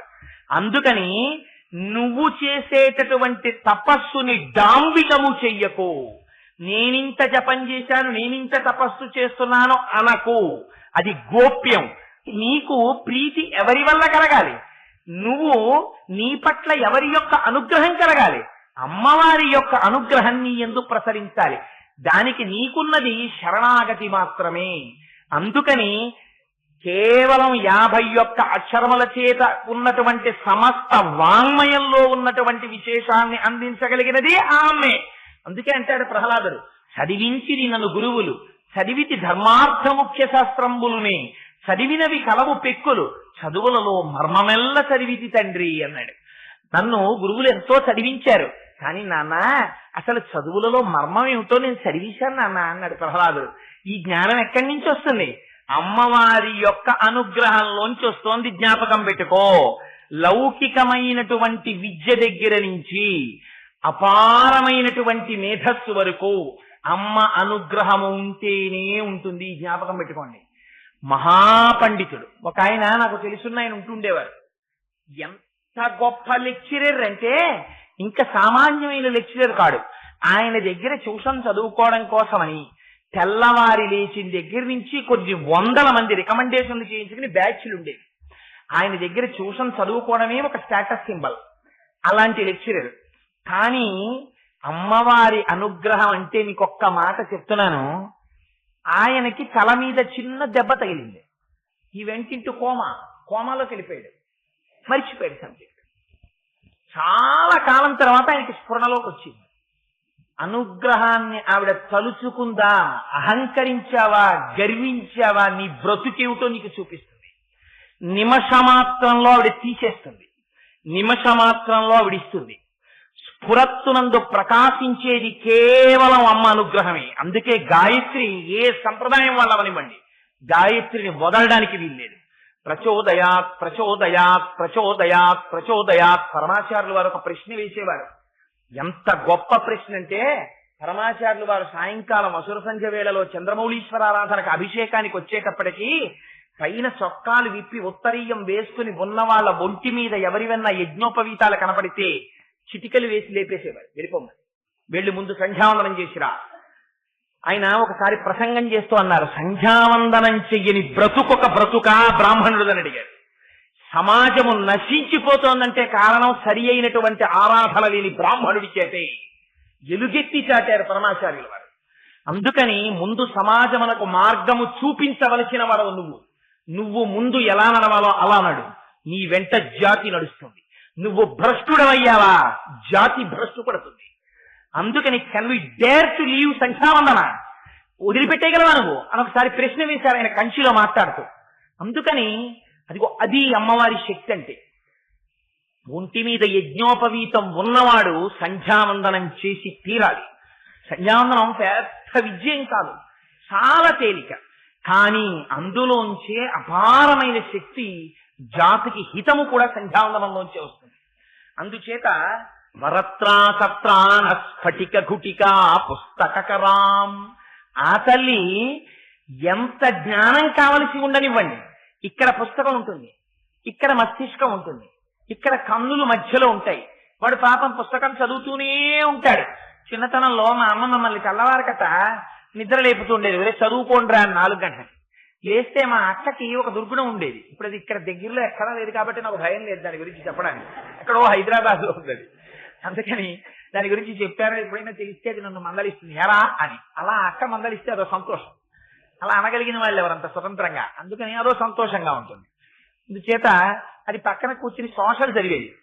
అక్బర్ హుమయూన్కి కుమారుడు, అక్బర్ జన్మించినప్పుడు హుమయూన్ కష్టములలో ఉండెను, ఆ తర్వాత ఏదో కస్తూరిని అందరికీ పంచిపెట్టెను, అడవులలో ఉండెను అని చదువుతుండేది. నేను చదువుతున్నది మాకు బుర్రలోకి ఎక్కేది కాదు, అది చదువుతున్నది బుర్రలోకి ఎక్కేది. అక్క అక్బర్ ఎవరి కుమారుడు అంటే, నీకెందుకు, నీ చదువు నువ్వు చదువుకోక అనేది. ఉట్టినే కళ్ళు చదివేవి. అక్బర్ హుమయూన్ కుమారుడు. అక్బర్ పాఠం మీద ఆ రోజున టెస్ట్ పెడితే దానికి 0, ఎప్పుడూ పూర్ణత్వం ఏదండి. అది అలా దాని సంతోషం, దాని జీవితం హాయిగా ఉందనుకోండి. లౌకికమైన విద్య ఉంటేనే హాయిగా ఉండాలా. చేత ఎందుకు చెప్తున్నానంటే, పుస్తకం ఉండడం వేరు, పుస్తకమునకు మస్తిష్కమునకు మధ్యలో కన్నులుండడము అంటే, ఒకే పుస్తకాన్ని 9 పిల్లలకి మీరు ఇవ్వండి, 1 గంట పోయిన తరువాత పిలిచి మాట్లాడండి, ఒక్కొక్కరి మేధస్సులోకి ఒక్కొక్క రకంగా ప్రవేశిస్తుంది. ఎవరా ఎక్కించిన తల్లి? అది అమ్మవారి అనుగ్రహం అంటే. దట్ కెనాట్ బి మెజర్డ్, దాన్ని మీరు కొలవలేరు. సమస్త జ్ఞానము, పుస్తకగతమైనటువంటి జ్ఞానము ఏది ఉన్నదో, లౌకికమైన విద్యలు ఏ ఉన్నాయని మీరు అనుకుంటున్నారో, ఆత్మోద్ధరణ ఇయ్యగలిగినటువంటి పునరావృత్తి రహిత శాశ్వత శివ సాయుధ్యం ఇయ్యగలిగిన మోక్ష జ్ఞానము నుండి లౌకికమైన విద్యల వరకు, లలిత కళల వరకు సమస్తము అమ్మవారి యొక్క అనుగ్రహము చేత మాత్రమే భాషిస్తాయి. అటువంటి తల్లి దగ్గరికి శంకరులు మాటలు వెయ్యడంలో ఉన్న అందం చూడండి. వరత్రా సత్రాన స్ఫటిక గుటికా పుస్తకరాం. ఇప్పుడు నువ్వు గుండెల మీద చెయ్యేసుకుని ఇది నా కలము నుండి జాలువారినది అనను. నీ మేధస్స, నీ వెనక అమ్మవారు ఉంది, అమ్మవారు పలికిస్తోంది. ఇదే ఇన్ని చెప్పిన శంకరులు సౌందర్యలహరిలో చిట్ట చివరి శ్లోకం చెప్తారు. నేను చెప్పడం ఏమిటమ్మా నీ గురించి? ప్రణంతుం స్తోతుం వా కథమకృత పుణ్య ప్రభవతి అంటారు మొదటి శ్లోకంలో. నేనా అమ్మా నీ గురించి చెప్పగలిగిన వాణ్ణి? నీ గురించి చెప్పాలంటే హరిబ్రహ్మేంద్రులు చెప్పలేకపోతున్నారమ్మా, నేనేం చెప్పను? నీ గురించి చెప్పడానికి నీ అనుగ్రహం ఉంటే చెప్తాను. నేను ఎంతటి వాడమ్మా అన్నారు శంకరులు.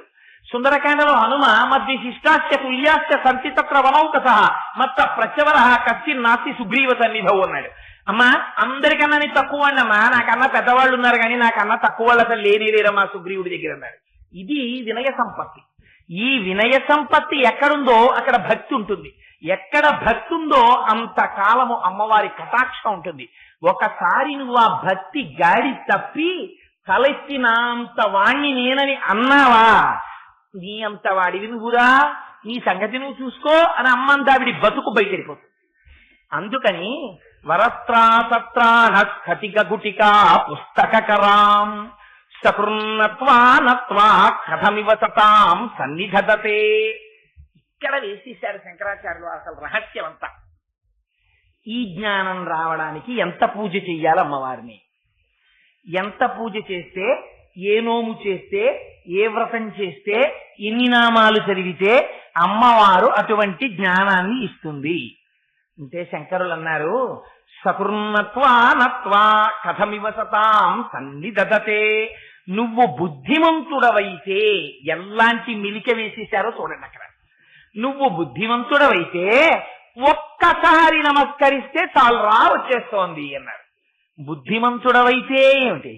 బుద్ధిమంతుడవైతే అంటే నువ్వు భక్తి కలిగిన వాడవైతే, నువ్వు నేర్చుకున్న ఏది నీ సొంతము కాదు, నీ యందు ప్రకాశిస్తున్న సమస్తము భగవద్విభూతి అమ్మవారి అనుగ్రహమని నువ్వు అనగలిగితే, ఆ తల్లి నన్ను కృతార్థుణ్ణి చేసి 4 మాటలు చెప్పించిందని నువ్వు మురిసిపోగలిగితే నువ్వు అమ్మ చేసి ఉపకరణం అవుతావు. ఇప్పుడు మా ఆఫీసర్ గారి చేతిలోనే పెన్ను ఉంటుంది. నాకు కోరిక తీరాలి. నాకు కోరిక తీరాలంటే వారి దగ్గరికి వెళ్ళి, అయ్యా నన్ను ఏదో కాకినాడలో వెయ్యండి, కాకినాడలో వేస్తే నా కుటుంబం ఇక్కడ ఉంది అని అడుగుతాం. ఎక్కడి నుంచో ట్రాన్స్ఫర్ అయ్యి వచ్చిన రోజున అడిగితే వారు ఏం చేస్తారు? చూసి వింటారు. విన్న తర్వాత ఆయన అనుగ్రహం కలిగిందా నన్ను కాకినాడలో ఉంచాలని, నేను ఇచ్చినటువంటి జాయినింగ్ రిపోర్ట్ మీద పుట్ హిమ్ ఇన్ కాకినాడ, లేకపోతే ఏదో కే సెక్షన్ లో వెయ్యండి, లేకపోతే కాకినాడలో ఉంచండి అని రాసో సంతకం పెడతారు. సంతకం పెడితే ఏమవుతుంది? వెంటనే నన్ను కాకినాడలో ఉంచుతారు. వారి అనుగ్రహం నా ఎందుకు కలగలేదనుకోండి, వారు అబ్బాయి కుదరదయ్యా, ఇక్కడ చాలా మంది ఉన్నారు, నువ్వు సామర్లకోటలో పనిచేయి, అది పుట్ హిమ్ ఇన్ సామర్లకోట్ అన్నారు అనుకోండి, నన్ను ఏం చేస్తారు? సామర్లకోటలో వేస్తారు. నన్ను కాకినాడలో వేయమని మా ఆఫీసర్ గారు రాస్తే ఆ పెన్ను వెంటనే గబగబా నా వెనకాతలు బయటకు వచ్చి, ఎలా థ్యాంక్స్ చెప్పకుండా వెళ్ళిపోతున్నావు, నేనే నీకు రాసింది కాగితం మీద అందనుకోండి. అంతకన్నా హాస్యాస్పదమైన విషయం ఏమైనా ఉందా? పెన్ను రాసింది, పెన్ను రాసిందా? పెన్ను పట్టుకున్నవాడిదా అధికారం, పెన్నుదా అధికారం? ఆయన పెన్నులో ఉందండి శక్తి అంటారు, కానీ నిజంగా పెన్నులో ఉందా శక్తి? ఆయనలో ఉంది అధికారం, అది పెన్ను ద్వారా ప్రసరిస్తోంది. అందుచేత ఆ కళానికి గొప్పతనం వచ్చింది. అమ్మో ఆ పెన్ను తలుచుకుంటే మనని చాలా అల్లరి పెట్టేస్తుంది అంటాడు. పెన్ను తలుచుకుంటే అంటే పెన్నకు ప్రాణం ఉందనే, పెన్ను పట్టుకున్నవాడి శక్తి అటువంటిదని. అలా అమ్మవారి చేతిలో పనిముట్టుగాను ఉండడం వల్ల ఈ వైభవమా, నీదిగా ఈ వైభవమా? ఇది నువ్వు గుర్తిరిగితే, ఈ భక్తి నీయందుంటే నువ్వు బుద్ధిమంతుడవు. ఆ భక్తి కలిగిన వాడు ఎన్ని నమస్కారాలు చెయ్యాలి, ఎంత పూజ చెయ్యాలి? ఏమీ చెయ్యక్కర్లేదు. ఏం చేస్తే చాలు, ఒక్కసారి వెళ్ళి సకృన్నత్వా ఒక్కసారి అమ్మవారి పాదాల దగ్గర పడిపోయి నమస్కారం చేస్తే చాలు, ఇచ్చేస్తుంది ఆవిడ. ఏమిటి ఇచ్చేస్తుంది? మధుక్షీరద్రాక్ష మధురి మధురీనాః ఫణితయః. మధువు తేనె లాంటి మాటలు, క్షీర పాలల్లాంటి మాటలు, ద్రాక్ష పళ్ళల్లాంటి మాటలు, అంత అద్భుతమైనటువంటి కవన శక్తిని, కవిత్వాన్ని, అటువంటి మాటలు చెప్పగలిగిన శక్తిని అమ్మవారి చేస్తుంది. ఏమిటిది గమ్మత్తుగా ఉంది. ఒక్కసారి నా బుద్ధిమంతుడై నమస్కరిస్తే అమ్మ ఇలాంటి జ్ఞానాన్ని ఇస్తుంది. ఏమిటి ఇందులో ఉన్న రహస్యం అంటే, మధువు అంటే తీపి, తేనె. తేనె మీరు ఎంత తేనె తాగండి, ఇంత తేనె తాగేశాం అబ్బా ఇంకొద్దండి తేనె అనగలమా? ఎంత తేనె తాగినా ఎంత బాగుంటుందో. పరగడుపున తప్పకుండా 2 చెంచాలు తేనె తాగుతుండండి మీరు, ఏ డాక్టర్ గారన్నా చెప్పారనుకోండి, నిజంగా ఎంత పుణ్యాత్ముడో ఆయన. ఎందుకంటే పొద్దున్నే లేచి మొహం కడుక్కోగానే 2 చెంచాలు తేనె తాగితే ఇంకో 2 చెంచాలు కూడా ఇస్తే బాగుందనిపిస్తుంది. అంత బాగుంటుంది ఆ తేనె రుచి. అందుకని ఆ మాటలు వింటున్న కొద్దీ ఎంత బాగున్నాయండి మాటలు, ఎంత బాగున్నాయి అని తన బాహ్య స్పృహ మరిచిపోయి ఆ మాటలనబడేటటువంటి కెరటములలో మునిగిపోయి సంతోషపడిపోతాడు. ఈ శక్తి ఎక్కడి నుంచి వస్తోంది? అమ్మవారి అనుగ్రహముగా వచ్చుతున్నది. మధు క్షీర. అయితే మాటలలో 2 రకాల మాటలు ఉంటాయి. దీన్ని చంద్రశేఖర పరమాచార్యులు వారు చెప్పి పొడిచారు. కేవలం కూర్చోపెట్టుకుని ఒక్కొక్కడు మాట్లాడతారు. మీరు చూడండి, ఎప్పుడైనా సిమెంటు బెంచీలు ఉంటాయి కొన్ని ప్రదేశాల్లో, అవి ప్రత్యేకం దీనికోసమే ఉద్దేశింపబడతాయి. సాయంకాలాలు అక్కడికి చేరుతారు అందరూ. చేరి ఇంకా కూర్చుని ఆ సబ్జెక్టు ఈ సబ్జెక్టు అని ఉండదు, సమస్తమైన సబ్జెక్టులు మాట్లాడతారు ఒక్క భగవంతుడు తప్ప. అన్నీ మాట్లాడుకుంటారు. అన్ని మాట్లాడుకోవడంలో ఒక్కొక్కడి నైపుణ్యం ఉంటుంది. వాడు ఇవాళ వాళ్ళ ఇంట్లో పప్పుచారు ఎలా చేశారో చెప్తాడు. ఎప్పుడు 80 ఏళ్ల వయస్సులో పప్పుచారు ఎలా చేశారో, ఆ పప్పుచారు తను నిడమోల్లో ఎలా తిన్నాడో, ఆ పప్పుచారు గూడెంలో ఎలా తిన్నాడో, ఆ పప్పుచారు కలకత్తా ట్రాన్స్ఫర్ అయినప్పుడు దొరక్క తను ఎంత క్షోభించిపోయాడో, తన జీవితమే పోయినట్టు ఎంత బాధపడ్డాడో వాడు అది చెప్పుకుంటుంటాడు. అయితే చిత్రం ఏమిటంటే అది ఎంత ఆకర్షణీయంగా ఉంటుందంటే 8 అయిపోతున్నాయి, ఇలా వాచీలు చూసుకుంటూ మిగిలిన వాళ్ళందరూ పప్పుచారు గురించి వింటారు. ఇంటికెళ్ళి, అయ్యా మీరు ఇంతసేపు దేని గురించి విన్నారండి? నేను పప్పుచారు గురించి వినొచ్చానే అని భార్యకు కూడా చెప్పగలరా? ఇది ఎందుకు పనికొస్తుందంటే మళ్ళీ ఓసారి తలుచుకుని నవ్వుకోవడానికి పనికొస్తుంది తప్పించి మిమ్మల్ని ఆత్మోద్ధరణం ఏమైనా చేస్తోందా? మీకు వెళ్లిపోయినటువంటి కాలాన్ని భగవత్ స్వరూపంగా మిమ్మల్ని ఉద్ధరించడానికి పనికొస్తోందా? పనికి రాదు. పరమాత్మ స్వరూపాన్ని మీలోకి ప్రవేశపెట్టి భగవంతుని యొక్క అనుగ్రహం మీ యందు ప్రసరించడానికి హేతువయ్యేటటువంటి భగవత్ సంబంధమైన భాషణము ఏది ఉన్నదో అది మాత్రమే మీకు పుష్టినిస్తుంది. అందుకని కేవలం తీయగా ఉంటే సరిపోతుందా? సరిపోదు. అది లోపలికి వెళ్ళి బలాన్ని ఇవ్వాలి. అయితే బలాన్ని ఇవ్వాలని అది పట్టుకుని అసలు మీకు ఏమిటో అసలు ఆ విషయం అర్థం కాకుండా దాన్ని పట్టుకుని వ్యాకరణంలోకి, ధాతువుల్లోంచి, అందులోకి ఇందులోకి వెళ్ళిపోయి చెప్పేశాడు అనుకోండి. ఆయన ఏమిటో చాలా చెప్పారు కానండి, అది ఏమిటో మాకేం బుర్రలోకి ఎక్కలేదండి, అదంతా ఏమిటో అన్నాడు. బీజాక్షరం అన్నాడు, ధాతు అన్నాడు, శబ్దం అన్నాడు, పొల్లు అన్నాడు, హల్లు అన్నాడు, అచ్చు అన్నాడు, ఒత్తు అన్నాడు, అదన్నాడు, ఇదన్నాడు, దాంట్లోంచి ఇది వస్తున్నాడు, ఇందులోంచి అందులోంచి వస్తుందన్నాడు, ఏదో చాలా శక్తివంతం అన్నాడు కానండి, ఇది అని చెప్పడం మాకు కుదరదండి అంటే. అందుకని ఏమవ్వాలి? పసిపిల్లలకి ఏం పడుతుంది? తల్లి పాలు పడుతుంది. పాలు ఏమైపోతాయి? లోపలికి వెళ్ళి జీర్ణం అయిపోతాయి. పాలు జీర్ణం అవ్వకపోవడం అన్నది ఉండదు. అలా ఎంతమంది విననివ్వండి. అందుకే సార్వభౌమిక మతము అని పేరు సనాతన ధర్మానికి. సర్వభూమికలలో ఉన్న వాళ్ళని ఉద్ధరించగలదు. అలా ఉద్ధరించగలిగేటట్టు అందరినీ భగవంతుడి వైపుకి తిప్పగలిగినటువంటి భాషణా చాతుర్యము ఎవరిలో ఉన్నదో, ఎవరు భగవంతుణ్ణి తాను అనుభవించిన దాన్ని తన చుట్టూ చేరినటువంటి భక్తుల మనస్సుల్లోకి ప్రవేశపెట్టగలుగుతున్నాడో అటువంటి వాడు ధన్యుడయ్యున్నాడు. ఆసక్తి ఎక్కడి నుంచి వస్తోంది? ఆ పాలు పట్టగలుగుతున్నాడంటే అమ్మవారి అనుగ్రహంగా పడుతున్నాడు. శ్రీభాష్యం అప్పలాచార్య స్వామి వారి శరీరం విడిచిపెట్టి సంవత్సరం అయిపోయింది. ఈ కాకినాడ పట్టణంలో ఇప్పటికీ శ్రీభాష్యం అప్పలాచార్య స్వామి వారి పేరు చెప్పుకోవడం వల్ల, ఆయన మాటలు వినడం వల్ల జీవితాలు మార్చుకున్న వాళ్ళు కొన్ని వేల మంది ఉన్నారు. ఆయన పేరు చెప్తే సాష్టాంగ పడిపోయే వాళ్ళు ఉన్నారు. ఎక్కడి నుంచి వచ్చింది అప్పలాచార్య స్వామి వారి వాక్కుక శక్తి? అంతకుముందు రామాయణం చెప్పలేదా? ఎందరో చెప్పారు, చెప్తున్నారు, చెప్పిన వాళ్ళు ఉన్నారు. ఆయనకు ఒక్కరికే అంత ప్రతిష్ట రావడమే, ఆయన చెప్పిన రామాయణమే ప్రజల మనస్సుల్లోకి వెళ్ళిపోయి స్థిరంగా నిలబడిపోవడమే ఆయన యందు అమ్మ యొక్క అనుగ్రహం కలిగిందంత స్ఫుటంగా. అందుచేత మధు క్షీర ద్రాక్ష పండు కూడా చాలా తేలికగా జీర్ణమైపోయేటటువంటి పదార్థములలో అదొకటి. పైగా ద్రాక్ష పండుని వీరు ఇలా చిరిపారనుకోండి, తీయ చుక్క నోట్లో కొడుతుంది. ద్రాక్ష పండు ఇలా చిరిపితే ఆ గింజ కబాల మెత్తటి పదార్థంతో గుజ్జుతో లోపలికి వెళ్ళింది అనుకోండి, ఎంత తీయగా ఉంటుందో. అలా అటువంటి గొప్ప కవితాశక్తిని, అటువంటి వాక్జరిని ఇవ్వగలిగినటువంటిది అమ్మవారు. ఇచ్చిందా? ఒక్కసారి నమస్కారం చేస్తే ఏమండి అంత శక్తి ఇచ్చేస్తుందా? అంత జ్ఞానం ఇచ్చేస్తుందా అమ్మవారు? ఒకటి కాదు, మీకు ప్రపంచంలో ఎన్ని ఉదాహరణలున్నాయో. కాళిదాసు గారికి అంత కవిత్వ శక్తినిచ్చింది ఎవరిచ్చారు? అమ్మవారు ఇచ్చింది. కేవలం అమ్మ కటాక్షంతో చూసిందంతే. వెంటనే కాళిదాసు గారు శ్యామలాదండకం చెప్పారు. ఎక్కడి నుంచి వచ్చింది కాళిదాసు గారికి ఆ శక్తి? అమ్మవారు మూకుడని కంచిలో దేవాలయంలో ఎప్పుడు కూర్చునుండేవారు. ఆయన పేరేమిటో కూడా ఎవరికి తెలియదు. ఆయన మూగివాడు. సాధారణంగా మూగితనం ఉంటే చెవుడు కూడా ఉంటుంది. ఆయన ఎప్పుడు మాట్లాడేవారు కాదు, అలా కూర్చుని ఉండేవారు. ఆయన అదృష్టం పట్టింది. ఒకనాడు అమ్మవారు అలా వెళ్ళిపోతూ చూసింది. చూసి నిర్హేతుకంగా అమ్మ తన యొక్క కరుణని ప్రసరింపచేసింది కళ్ళల్లోంచి. అంతే. కొంతమంది అంటారు మూకుడికి తన తాంబూలం తీసి ఆయన నోట్లో పెట్టిందంటారు. ఏదైతేనే అమ్మ కరుణ ప్రసరించిందంటే వెంటనే ఆయన నోటి వెంట 500 శ్లోకాలు వచ్చాయి. 500 శ్లోకాలు కూడా ఎంత గొప్పగా వచ్చాయో తెలుసా అండి? మూక పంచశతి అని పేరు దానికి. ఆయన అమ్మవారి మీద వెంటనే ఆర్యాశతకము అని ఒక శతకం చెప్పేశారు. అమ్మ ఒక్క చిరునవ్వు నవ్వింది. మందస్మిత శతకము అని చిరునవ్వు మీద 100 శ్లోకాలు చెప్పేశారు. వెంటనే అమ్మవారి కటాక్షం ఎలా ఉంటుందో చూశారు. కటాక్ష శతకము అని అమ్మవారి యొక్క కటాక్షం మీద 100 శ్లోకాలు చెప్పేశారు. అమ్మవారి యొక్క పాదముల వంక చూశారు. పాదారవింద శతకము అని 100 శ్లోకాలు చెప్పేశారు. అమ్మవారి యొక్క వైభవాన్ని వర్ణన చేస్తూ స్తుతి శతకము అని 500 శ్లోకాలు చెప్పేశారు.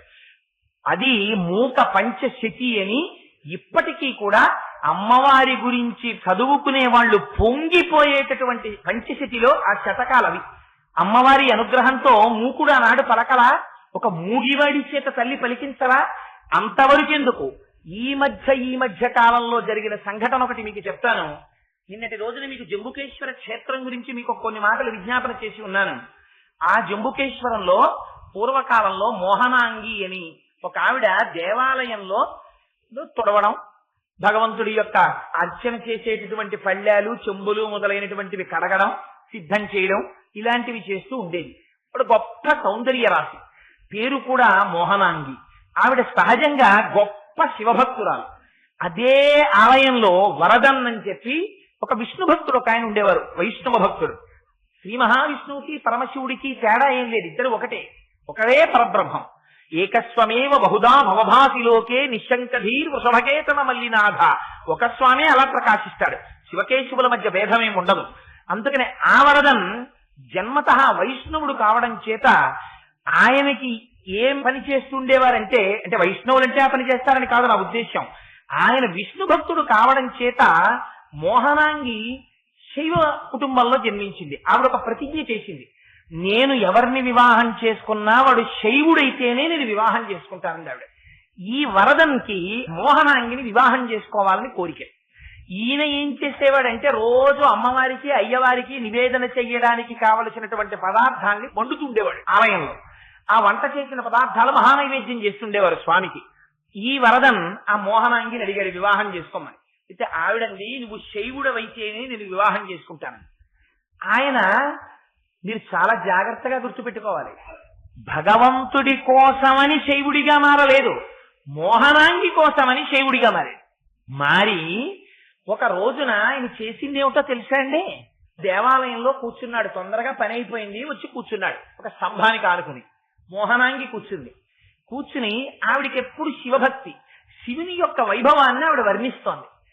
ఆయన మనస్సు అకస్మాత్తుగా శివకథలు వింటూ లయమైపోయి పొంగిపోయి మానసికంగా తనలోంచి తాను లేచి జంబుకేశ్వరంలో పరమశివుడికి అమ్మవారి పాదముల మీద పడి నమస్కరించాడు. లేచి వెళ్ళలా, అక్కడే కూర్చుని. ఎంత ఆశ్చర్యకరమైన విషయం జరిగిందో తెలుసా అండి? వెంటనే గుళ్ళోంచి అఖిలాండేశ్వరి అమ్మవారు నడిచి బయటికి వచ్చి అతి ప్రసన్నమైనటువంటి చూపు చూసింది వరదన్ని. వెంటనే ఆ నాటి నుంచి ఆయన శరీరం విడిచిపెట్టే వరకు నోరు విప్పితే చాలు ఎన్ని రకాలైనటువంటి ఛందస్సుల్లో ఎన్ని శ్లోకాలు, ఇహ వర్షమే. ఆయన వచ్చి కూర్చున్నాడా వర్షం. అందుకని ఆయన పేరేమని పెట్టారో తెలుసా అండి? ఇంకో పేరు ఈయనకి సరిపోదని కాలమేఘం అని పెట్టేశారు. నల్లటి మబ్బు వచ్చింది అనుకోండి, ఎలా వర్షించేస్తుందో. ఆయన వచ్చారనుకోండి సభలోకి, ఆయన్ని పిలిచి అయ్యా శివుడి గురించి ఒక్క మాట చెప్పండి అన్నారు అనుకోండి, 3 గంటల పాటు ఇంకా వరస దండకాలు, శ్లోకాలు, పద్యాలు వెళ్ళిపోవలసిందే నోటి నుంచి. పొంగిపోతుండేవాడు, చెప్పేస్తుండేవాడు అలాగా. ఎక్కడి నుంచి వచ్చింది? అమ్మవారి అనుగ్రహంలోంచి వచ్చేసింది. అంతవరకు ఎందుకు, మీకు ఒక్క విషయం విజ్ఞాపన చేస్తాను. దేవీ భాగవతంలో అమ్మవారి అనుగ్రహం గురించి ఒక కథ ఉంది. అందులో పూర్వకాలంలో దేవదత్తుడు అని ఒక బ్రాహ్మణుడు ఉండేవాడు. ఆయనకి కొడుకులు లేరు. ఆయనకి కొడుకులు లేకపోతే ఆయన పుత్రకామేష్టి అనేటటువంటి ఇష్టి చేశాడు కొడుకుల కోసం. ఆ చేసేటప్పుడు అందులో ఉద్గాత అని ఆ సామవేదాన్ని పఠించడం కోసం సుస్వరంతో స్వరం తప్పకుండా వేదాన్ని పలకగలిగినటువంటి గొప్ప నైపుణ్యం కలిగినటువంటి వాడిని గోభిలుడు అనబడేటటువంటి ఒక మహానుభావుణ్ణి తీసుకొచ్చి ఆ యాగంలో పెట్టుకున్నారు. యాగం అంతా పూర్తయిపోయింది. చిట్ట చివర సామవేదం చదువుతున్నారు. మొన్నటి రోజున మనం ఇక్కడ అమ్మవారికి పూజ చేసినప్పుడు ఓ అఖిలాండ కోటి బ్రహ్మాండ నాయకి లలితాపరాభట్టారికా స్వరూపిణి అమ్మ చతుర్వేదమోధారయ అని, ఇదిగో వినమ్మ ఋగ్వేదమోధారయ అంటే అప్పుడు వేదం చదివారు కదా. అలా చిట్ట చివర ఈయన సామవేదం చదువుతున్నాడు. ఆ సామవేదం చదువుతున్నప్పుడు కొంచెం స్వరంలో దోషం వచ్చింది. దోషం వచ్చేటప్పటికి దేవదత్తుడికి ఎక్కడ లేని ఆగ్రహం వచ్చింది. నేను కొడుకు కోసమని యాగం చేస్తుంటే దాంట్లో వేదం చదవడానికి వచ్చి నువ్వు స్వరం తప్పుతావా, ఎంత తప్పు పని చేశావురా అని అడిగాడు. అడిగితే ఆయన అన్నాడు, వాక్కు స్వరము దేని మీద ఆధారపడతాయి? ఊపిరి మీద ఆధారపడతాయి. ఆ ఊపిరిని తరువాత తాను చెప్పబోయేటటువంటి వాక్యము ఎంత పొడుగుంటుందో దాన్ని ముందే లెక్క వేసుకుని దానికి కావలసినంత ఊపిరి లోపల తీసి నిలబెడితే తప్ప ఆ వాక్య నిర్మాణమునకు కావలసినంత ఊపిరి పైకి వాక్కుగా రాదు. అలా వేదం పలికేటప్పుడు కూడా ఉచ్ఛ్వాస నిశ్వాసలలో కావలసినంత ఊపిరి తీసి అప్పుడు దాన్ని ఆ స్వరబద్ధంగా బయటికి తీసుకొచ్చి శబ్ద స్వరూపంగా వేదాన్ని పలకాలి. ఒక్కొక్కసారి ఆ ఊపిరి తీసి లోపల పట్టుకోవడంలో చిన్న తేడా వచ్చి స్వరం మారచ్చు. అంత మాత్రానికి నిండు సభలో పట్టుకుని నన్ను ఇంత మాట అంటావా, నీకు మూఢుడైన కుమారుడు జన్మించుగాక అని చెప్పింది. పాపం ఈ దేవదత్తుడు వెళ్ళైన కాళ్ళ మీద పెట్టాడు. ఎంత మాట అన్నావయ్యా, కొడుకు కోసమని ఇంత ఇష్టి చేశారు. చిట్ట చివరికి ఏమైంది, ఇంత ఇష్టి చేసిన తర్వాత మూఢుడైన కొడుకు పుట్టాలని శపించావు. దీనివల్ల నాకేం కలుగుతుంది? అసలు కొడుకులు లేకపోయినా పర్వాలేదు, కానీ మూఢుడైన కొడుకు వల్ల ఎంత ప్రమాదం వస్తుంది. అందుకని మహానుభావ నీ యొక్క కోపాన్ని ఉపసంహరించి నన్ను రక్షించన్నాడు. ఆయన అన్నాడు, పుట్టుక చేత మూఢుడు కానీ ఆ తరువాత అతను మహావిద్వాంసుడవుతాడు అన్నాడు. అయిపోయింది, ఇష్టి వెళ్ళిపోయారు అభిమానం వాళ్ళు. పాపం ఈ దేవదత్తుని యొక్క భార్య గర్భాన్ని ధరించింది, ఒక పిల్లవాణ్ణి కంది. ఆ పిల్లవాణ్ణి కూర్చోబెట్టుకుని దేవదత్తుడు సంధ్యావందనం నేర్పుదామంటే వాడు అలా చూస్తూ ఉండేవాడు. వాడి పేరు కూడా వాడి నోటికి తిరిగేది కాదు. ఉతధ్వజుడు అని పేరు పెట్టారు. ఆయన పేరే ఆయనకి నోరు తిరిగేది కాదు. అందుకని అసలు ఏమీ మాట్లాడేవాడు కాదు. అలా కూర్చునేవాడు, ఒక చెక్క బొమ్మ కూర్చున్నట్టు ఉండేవాడు. తండ్రికి అసహ్యం వేసింది.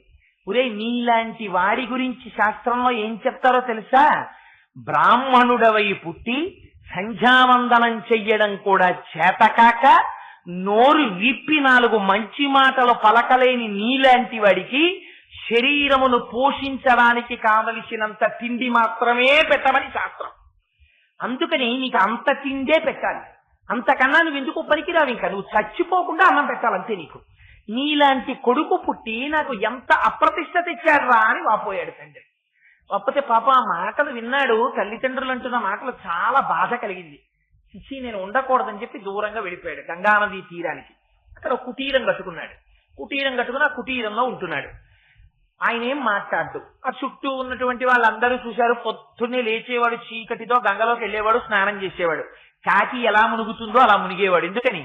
ఆ స్నానం చేసేటప్పుడు ఆ మంత్రం చెప్పుకోవడం అవి ఆయనకేం చేతకావు. అందుకని కాకి స్నానం అంటారు. స్నానం చేసేసేవాడు, బయటకు వచ్చేసేవాడు, కూర్చునేవాడు. ఏదైనా ఓ కాయో పండో దొరికిందా తినేవాడు. ఎవరైనా తెచ్చి అక్కడ పెట్టారా తీసుకు తినేవాడు. ఏమంటే మీ పేరేమిటండి మాట్లాడేవాడు కాడు. ఏమీ మాట్లాడకుండా కూర్చుంటే ఇది ప్రజలకు బాగా నచ్చింది. అసలు ఆయనండి మౌనస్వామి. అసలు ఆయన ఏం మాట్లాడరో తెలుసా మీకు?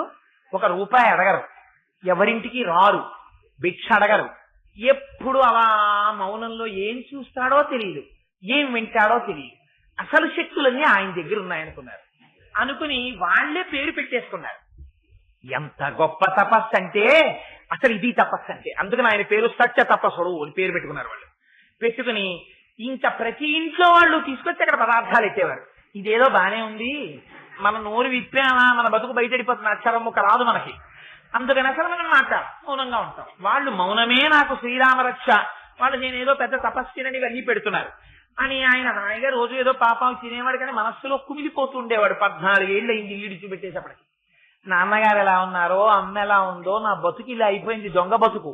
రేపు పొద్దున్న ఎప్పుడైనా ఒక్కసారి నోరు విప్పానా కర్రలు ఎట్టి కొడతారు నన్ను. నేనేదో తపస్సు అనుకుని వీళ్ళు పెడుతున్నారు, తింటున్నాను, కూర్చుంటున్నాను. ఈ పర్ణశాల నేను తప్ప నాకేమీ తెలియదు. బయటికి వెళ్ళడానికి భయం, ఎవడేం అడుగుతాడో భయం, ఎవడన్నా కనపడేటప్పటికీ కళ్ళు మూసు కూర్చోవాలి అని అలా కూర్చున్నాడు. పాపం కూర్చుంటే ఆయన దురదృష్టమో ఆయన అదృష్టమో ఒక రోజున ఒక పెద్ద వేటగాడు వచ్చాడు. వాడు సాక్షాత్ కాలయముళ్ళే ఉన్నాడు. నల్లటి శరీరం, ఎర్రటి కళ్ళు. ఆయన వస్తూ వస్తూ ఒక అడవి పందిని తరువుకొచ్చాడు. తరువుకొస్తే ఆ అడవి పంది యొక్క డొక్కలో ఆ కిరాతుడు విడిచిపెట్టినటువంటి బాణం గుచ్చుకుంది. అది నెత్తురోడుతూ తప్పుకోవడానికి మార్గం లేక పరిగెడుతూ ఈయన ఉన్నటువంటి ఆ పర్ణశాలలో యొక్క తడికి తోసుకుని లోపలికి వచ్చింది. ఈయన ఏదో కళ్ళు మూసుకుని అలా కూర్చున్నాడు. పాపం ఏంట్రా ఈ ఎల్లరని కళ్ళు తెరిచాడు. ఎదురుగుండా పంది కనపడింది. ఆ పంది డొక్కలో బాణం, అందులోంచి రక్తం వరద కింద కారిపోతోంది. నోరు తెరిచి అల్లల్లాడిపోతోంది, కన్నుల వెంట నీళ్లు. వెనక వచ్చేస్తున్నాడు. హుప్ అంటాం ఎగురేటప్పుడు. హుప్ అంటే అర్థం ఏంటంటే అదేనా బీజాక్షరమా అంటే అదో ఆ మాట అంటాం అంతే మనం. అలా ఆ పందిని చూశాడు. ఆయన మనస్సు ఒక్కసారి లయం అయిపోయింది. మనస్సులో అపారమైన కారుణ్యం కలిగింది ఆ పంది పట్ల. తనకి తెలియకుండానే ఐ అన్నాడు. అని ఇదేదో బానే ఉంది, ఈ అక్షరం ఏమిటోనో ఇన్నాళ్ళకి నోరు విప్పానని ఆ అక్షరమే 2-3 మాటలు అన్నాడు. అంత తీవ్రంగా మనస్సులయమైపోయినటువంటి స్థితిలో అమ్మవారి సారస్వత బీజాక్షరం, ఆ అక్షరం, ఆ బీజాక్షరాన్ని నోటి వెంట పలికాడేమో. అమ్మవారు ఒక్కసారి ప్రసన్నమైన దృక్కులతో చూసింది. చూసేటప్పటికి ఇంకే ఉంది, అమ్మ చూసిందా, మహాపండితుడైపోయాడు. కిరాతుడు వచ్చాడు. వచ్చి, మహానుభావ, మీరు సద్బ్రాహ్మణులు తపస్సు చేస్తున్నారు, నేను పందిని కొట్టాను, ఆ పంది ఎక్కడ దాక్కుంది చెప్పండి అన్నాడు. చూశాడాయన. అక్కడే ఆ ఉతక్షుడు చూసేటప్పటికీ అక్కడే ఉన్నటువంటి ఒక పొదలో పడుకుంది. పాపం అది ప్రాణభీతితో. ఈ పంది ఇక్కడే ఉన్నది అని చెప్పాడా? పంది ప్రాణాలు తీసేసినటువంటి పాపంలో కొంత భాగం తన ఖాతాలో పడుతుంది. పంది సంగతి నాకు తెలియదన్నాడా? సత్యం చెప్పిన దోషం తన ఖాతాలో పడుతుంది. ఇప్పుడు పాండిత్యం రావడం వల్ల ప్రమాదం వచ్చింది. ఇప్పుడు ఏం చెప్పాలి? నిజం చెప్పాలా, అబద్ధం చెప్పాలా? ఆలోచించాడు. ఆలోచించి వెంటనే అమ్మవారి అనుగ్రహంతో మహాపాండిత్యం వచ్చేసింది కదా. ఆయన అన్నాడు, యా పశ్యతి రసాబ్రూతే యాబ్రూతే సమపశ్యతి అహో వ్యాధ స్వకార్యార్థిం కిం పృచ్యతి పునః పునః అన్నాడు. ఓ వ్యాధుడా, ఓ నిషాదుడా, ఓ బోయవాడా, ఓ జంతువులని చంపేవాడా, ఓ కిరాతుడా, ఎందుకని మాటలు అడుగుతావు? ఏది చూస్తోందో అది చెప్పదు, ఏది చెప్తుందో అది చూడదు. అందుకని ఇంత అడవిలోనికి ఇంకో జంతువు దొరకదా పో అన్నాడు. ఏమిటి ఇందులో అర్థం? చూసేదేది కన్ను, చూసిన కన్ను చెప్తోందా? చెప్పట్లేదు. చెప్పేదేది నోరు, చెప్పిన నోరు చూస్తోందా? చూడటం లేదు. చూసేది చెప్పదు, చెప్పేది చూడదు. ఎందుకయ్యా నన్ను దింపుతావు మధ్యలో? ఇంకో చోటుకు పోవాలి. నిజం చెప్పాడా, అబద్ధం చెప్పాడా? నిజమే చెప్పాడు, అబద్ధము చెప్పాడు. కానీ ఆ అబద్ధం ఎందుకు పనికొచ్చింది? వేరొక ప్రాణి యొక్క ప్రాణములను నిలబెట్టడానికి పనికొచ్చింది. అలా అబద్ధం చెప్పినా అది సత్యము కిందకే వస్తుంది. అందుకని ఒక్క బీజాక్షరాన్ని పలికినంత మాత్రం చేత ఆనాడు ఉతక్షుడు ఎంత గొప్ప పండితుడైపోయాడయా. అమ్మవారి అనుగ్రహం ఉంటే ఎవరినైనా అమ్మ మార్చేయలేదా? ఇంకింతకన్నా ఏమిటి?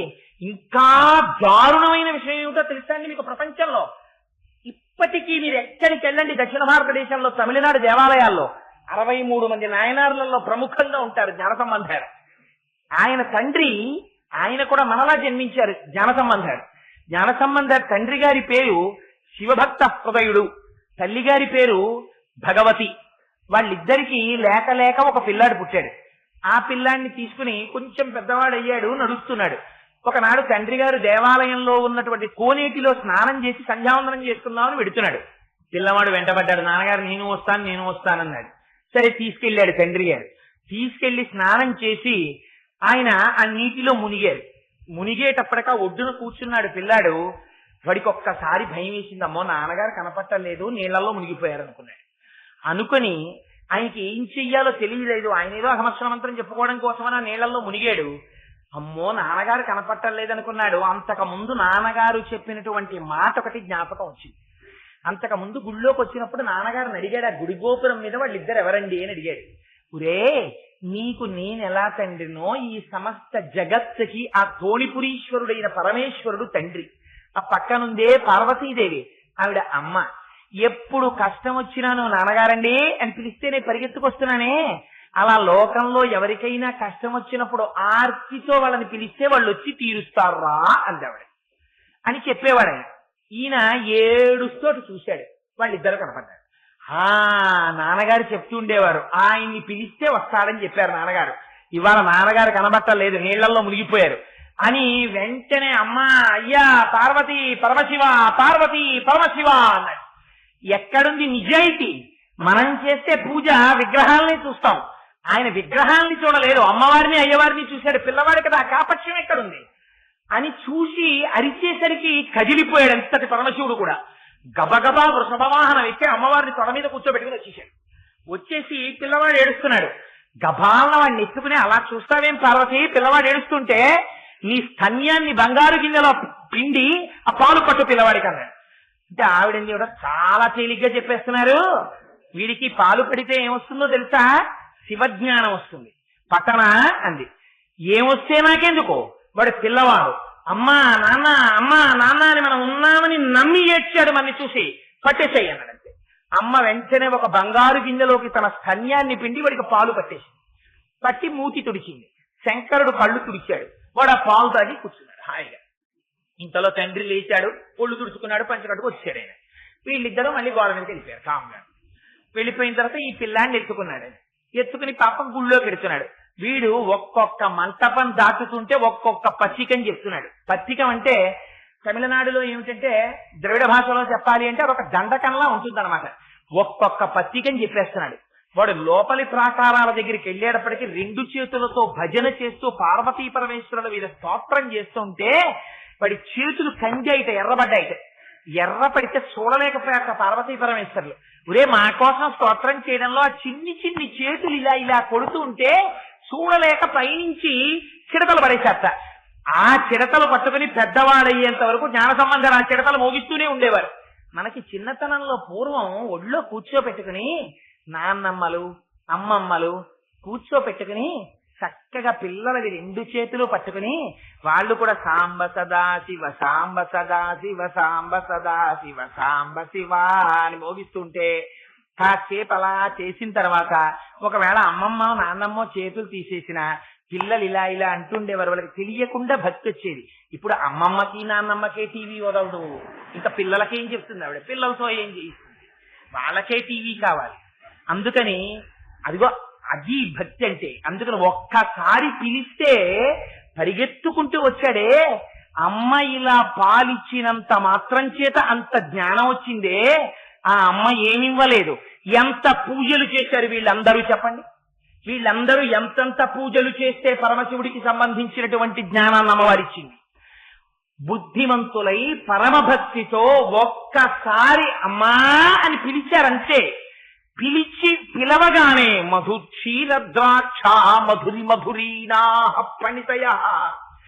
నువ్వు కూడా నీ జీవితంలో ఒక్కసారి అమ్మవారిని అలా దర్శనం చేసి తెల్లటి కాంతితో కూర్చున్న అమ్మవారి వంక చూసి ఈ శ్లోకం పరమ పవిత్రం. జ్ఞాపకం పెట్టుకోండి. శంకరాచార్యుల వారు జాతియందు కృపచేత మనకిచ్చారు. ఆడ మగ పిల్ల పెద్ద ప్రతి వారికి శ్లోకం నోటికి రావాలి, తప్పులు లేకుండా చదవాలి. ఇందులో ఒక గమ్మత్తుంది ఆ శ్లోకంలో. ఆ శ్లోకంలో అక్షరాలు మారాయా వ్యతిరిక్త అర్థాలు వస్తాయి.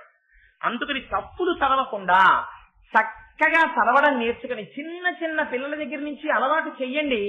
స్నానం చెయ్యగానే ఒక్కసారి అమ్మవారి దగ్గరికి వెళ్ళి ఆ కట్టుకున్న తువ్వాలతోటో అందులో బాలవ భక్తికి అమ్మవారు పొంగిపోతుంది.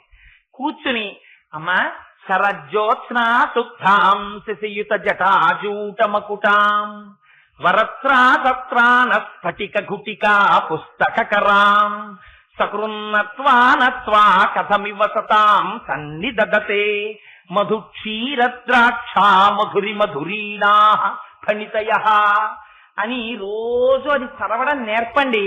మీరు 1,00,00,000 రూపాయలు ఇచ్చినప్పుడు మీ మనవణ్ణి రక్షించుకున్న కన్నా ఈ ఒక్క శ్లోకాన్ని మీ మనవడికి మీరు నేర్పారా వాడి జీవితాన్నంతటిని మీరు రక్షిస్తారు. ఏదో ఒకనాడు వాళ్ళ చెప్పగా చెప్పగా చెప్పగా చెప్పగా వాడి మనస్సు నిలబడుతుంది. ఆనాడు అమ్మ కృప వాడి ఎందు ప్రసరిస్తుంది. అమ్మ అనుగ్రహం కలిగిందా వాడు ఏ స్థితికైనా వెళ్ళచ్చు. అందుకని ప్రతి వాళ్ళు మాకెందుకండి, మేము పెద్దవాళ్ళం అయిపోయాయి కదా, మాకెందుకు ఈ శ్లోకాలు అనుకోకండి. జ్ఞానము కావాలి కదా, భగవత్ సంబంధమైనటువంటి జ్ఞానము, ఆత్మజ్ఞానము లోపల స్థిరపడడానికి, అది ప్రసరించడానికి పరమ హేతు అయినటువంటి గొప్ప శ్లోకాన్ని ఇవాళ శంకర భగవత్పాదులు మనకి కృప చేశారు. అందుకని అందరూ నా విజ్ఞాపన తప్పులు లేకుండా చదవడం మాత్రం ఈ శ్లోకాన్ని అలవాటు చేసుకోండి. ఇదొక శ్లోకం. దృశాద్రాఘీయదలిత నీలోత్పల రుచ దవీయాంతం దీనం స్నపయ కృపయా మమపి శివే అనేనాయం ధన్యో భవతి నచతే హానిరియత వనే వా హర్మ్యే వా తమకర నిపాతో హిమకర. ప్రతి వారి ఇంటి పూజా మందిరంలోనూ శంకరులు ఉండాలి. ఆదిశంకరులు పద్మాసనం వేసుకు కూర్చున్నటువంటి ఫోటో ఉంటే మీ మనవడికి వచ్చి రాని మాటలప్పుడు మీరు తీసుకెళ్లి కూర్చోబెడితే, మీరు జపం చేసుకుంటున్నప్పుడు వాడు వచ్చి మీ తొడ మీద కూర్చుని తాతగారండి ఆయన ఎవరండి అని అడిగితే, ఆ శంకరుల యొక్క వైభవాన్ని మీరు ఒక్క 10 మాటలు చెప్పి మీరు ఒక్క శ్లోకాన్ని ఇలాంటిది నేర్పారా, మీ వంశమే చరితార్థం అయిపోవచ్చు. అంతటి మహాభక్తుడు కావచ్చు, అంతటి మహాపండితుడు కావచ్చు, ఒక గొప్ప కవి కావచ్చు, మహాజ్ఞాని కావచ్చు, లేదా లౌకికంగా పెద్ద పొజిషన్ లోకి వెళ్లి 10 మందికి భిక్ష పెట్టిన వాడు కావచ్చు. అందుచేత ఇవి అమృత గుళికలు, మర్చిపోకండి. ఇవాళ రేపటితోనే పూర్తి చేసేస్తున్నాను కనుక ఇంకొక శ్లోకాన్ని విజ్ఞాపన చేస్తాను. అమ్మవారి యొక్క నయన వైభవం చాలా గొప్పది. వక్రలక్ష్మీ పరీవాహ చలన్మీ నభలోచన అంటారు వ్యాస భగవానుడు లలితా సహస్రంలో. అమ్మవారిలో ఉన్న గొప్పతనం ఏమిటో తెలుసా అండి? అమ్మ పరిగెత్తుకు రావక్కర్లేదు. ఆవిడ దృశాద్రాఘీయస్యాదరదలిత నీలోత్పల రుచా కదా. ఎక్కడి వరకు ఈ బ్రహ్మాండములన్నీ ఉన్నాయని మీరు అనుకుంటున్నారో అంతకన్నా దాటి చూడగలిగినటువంటి కారుణ్యమూర్తి కదా అమ్మ. ఆ అమ్మ కంటిలో నవరసాలు కనపడ్డాన్ని శంకరాచార్యులు వారు వర్ణిస్తారు. ఎందుకు వర్ణించడం అంటే, అమ్మ కళ్ళ యొక్క వైభవాన్ని మీరు అనుభవించి అమ్మ కంటి వంకొక్కసారి చూశారనుకోండి, అమ్మకున్న గొప్పతనం ఏమిటో తెలుసా అండి? చేప పిల్లని చేప ధన్యం ఇచ్చి పోషించారు. పిల్లని ఆ చేప పోషించేటప్పుడు కేవలం అలా చూపులతో చూస్తుంది. చూడగానే ఆ చూపులు చూసేటప్పటికి చేప పిల్ల ఆకలి తీరిపోతుంది. అలా అమ్మవారికి అందుకే మీనాక్షి అని పేరు. ఆవిడ మీననేత్రములతో ఉంటుంది. మీనాక్షి అన్న పేరు విచిత్రం ఏంటంటే, చాలా గొప్ప నామమైన లలితా సహస్రనామ స్తోత్రంలో ఎక్కడా ప్రకటంగా మీనాక్షి అన్న నామాన్ని వాడలేదు వ్యాసుడు. వాడకుండా కానీ సంకేతించారు. వక్రలక్ష్మీ పరీవాహ చలన్మీ నాభలోచన అని మీనాక్షి అమ్మవారి యొక్క వైభవాన్ని ప్రకటింపచేశారు. శంకరాచార్యులు వారు కూడా అమ్మవారి కన్నువేపుకి మనం చూశామా, ఆ ఒక్కసారి ఆ తల్లి కళ్ళవంక అలా చూసేసరికి మనలో ఉండేటటువంటి ఇప్పటి వరకు ఉన్న ఆందోళనలన్నీ ఉపశమించి మీరు ఒక గొప్ప శాంతిని, సంతోషాన్ని అనుభవిస్తారు. అందుకని అది కేవలం కన్నుగా వర్ణిస్తే మన మనస్సు నిలబడదని ఒక్కొక్క శ్లోకంలో ఒక్కొక్క చిత్రమైన గారడీ చేశారు శంకరాచార్యుల వారు. ఎన్నెన్ని విన్యాసాలు ప్రదర్శించారంటే మహానుభావుడు అమ్మవారి కళ్ళల్లో నవరసాల్ని చూపించారు. మీకు ఒక్క విచిత్రం ఉంది. మీకు ఎప్పుడైనా కోపం వచ్చిందనుకోండి, పెదవుల్లో తెలుస్తుంది, పెదవులు అదురుతాయి. అదే మీకు సంతోషం వచ్చిందనుకోండి, లేకపోతే మీకు కారుణ్యం వచ్చిందనుకోండి, పెదవుల్లో కనపడుతుందా? కనపడదు. లేకపోతే నాకు అపారమైన కోపం వచ్చిందనుకోండి, నా పాదాల్లో కనపడుతుందా? ఏం కనపడదు. కానీ నవరసాలు కూడా శాంతము, శృంగారము, బీభత్సము, రౌద్రము అన్ని ఎక్కడ కనపడతాయి? ఒక్క కళ్ళల్లో కనపడతాయి. ఆయన ఇలా చూశారనుకోండి, ఆయన ఏం నోరు విప్పి మాట్లాడలేదు, మీరేదో వెళ్ళి మాట్లాడుతున్నారు. ఆ మాట్లాడుతుంటే ఆయన అన్నారు అనుకోండి, తర్వాత వస్తాను సార్ అయితేను అంటారు. ఎలా తెలిసింది మీకు ఆయన విసుగ్గా ఉన్నారని? కళ్ళని బట్టి. మీరు కొంచెం తొందరగా చెప్తున్నారు అనుకోండి, అన్నారు అనుకోండి, ఆయన ఏమో అంత గబగబా మెల్లిగా చెప్పు పర్వాలేదు అన్నారని. మీరు ఆయన చూస్తూనే ఇలా నవ్వుతూ మీరు కట్టెని తీసుకుని లోపలికి వెళ్ళేటప్పటికి చాలా ప్రసన్నంగా మీ వంక నవ్వుతూ చూసి అన్నాడు అనుకోండి, అమ్మ ఇవాళ గురువు గారు మంచి ప్లీజింగ్ మూడ్ లో ఉన్నాడు, 2 మాటలు చెప్పుకోవచ్చు మనం అనుకుంటారు. అందుకని నవరసాలు ఎక్కడ కనపడతాయి? కళ్ళల్లో కనపడతాయి. దీన్ని ఆధారం చేసుకుని అమ్మవారి కళ్ళలో నవరసాలు సృష్టి చేస్తారు శంకరాచార్యుల వారు. ఎంత ఔచిత్యమైనటువంటి సృష్టి చేస్తారో చూడండి. శివే శృంగారార్ధ తదితరజనే కుచ్చలపరా సరోషా గంగాయాం గిరిశ చరితే విస్మయవతి అని ఎంత చిత్రంగా మాట్లాడతారంటే, శివే శృంగారార్ధ అమ్మవారుట కన్నులలో పరమశివుడికి సంబంధించినటువంటి విషయాల్ని శివుణ్ణి చూసినప్పుడు అమ్మవారి కళ్ళల్లో శృంగారరసం తొణికిసలాడుతుంది. ఎందుకని? అసలు అమ్మవారిలో ఒక గొప్పతనం ఉంది. ఏమిటో తెలుసా అండి? ఆవిడ పరమశివుణ్ణి తనకున్నటువంటి శృంగారరసం చేత కప్పేసి తెల్లటి అయ్యవారిని ఎర్రటి అయ్యవారిగా మార్చేసి. అంటే మీరు బాహ్యంలో ఇందులో శృంగారాన్ని ఆలోచించకండి. దౌర్భాగ్యమైన శృంగారం గురించి కాముకత్వం గురించి చెప్పట్లేదు శంకరులు. అమ్మవారి యొక్క పాతివ్రత్యం చేత అయ్యవారి మనస్సుని వశం చేసుకోవడాన్ని చెప్తారు. అమ్మ యొక్క నవ్వు చూసేటప్పటికి, అమ్మని చూసేటప్పటికి ఇంత శంకరుడు కూడా ఎంత ఆనందపడిపోతారో తెలుసా అండి? భార్య అంటే ఇది. ఎంత అలిసిపోయి ఎంత చికాగ్గా భర్త ఇంటికి రానివ్వండి, భర్త వచ్చి కూర్చుని ఆ జేబులోంచి కళ్ళజోడు పెన్ను అవి తీసి అక్కడ పెట్టేసేసి కూర్చునేటప్పటికి, మీ ఊరు నుంచి వచ్చేసాడు మీ తమ్ముడు, ఎక్కడికో బయటికి వెళ్ళాడు, 1 గంటలో వస్తా అన్నాడు అందనుకోండి, అగ్నిహోత్రంలో నెయ్యి పోసేసినట్టు ఉంటుంది. అదే భార్య, ఏమండి ఇవాళ ఎంత సంతోషకరమైన విషయమో తెలుసా, మన ఊరు నుంచి మా మరిది వచ్చాడు అందనుకోండి, మీ తమ్ముడు వచ్చాడు మీ ఊరు నుంచి అంతే ఉండేటటువంటి జుగుప్స వేరు. మన ఊరు నుంచి మా మరిది వచ్చాడని అనుకోండి, అప్పుడు భర్తకి వెంటనే అబ్బా నా మనసెరిగిన భార్యరా ఎంత ఆప్యాయంగా మాట్లాడిందో చూసావా అనిపిస్తుంది. ఆ భార్య ముఖం చూసేటప్పటికి భర్త ఉల్లాసాన్ని పొందాలి, మానసికమైనటువంటి విశ్రాంతిని పొందాలి.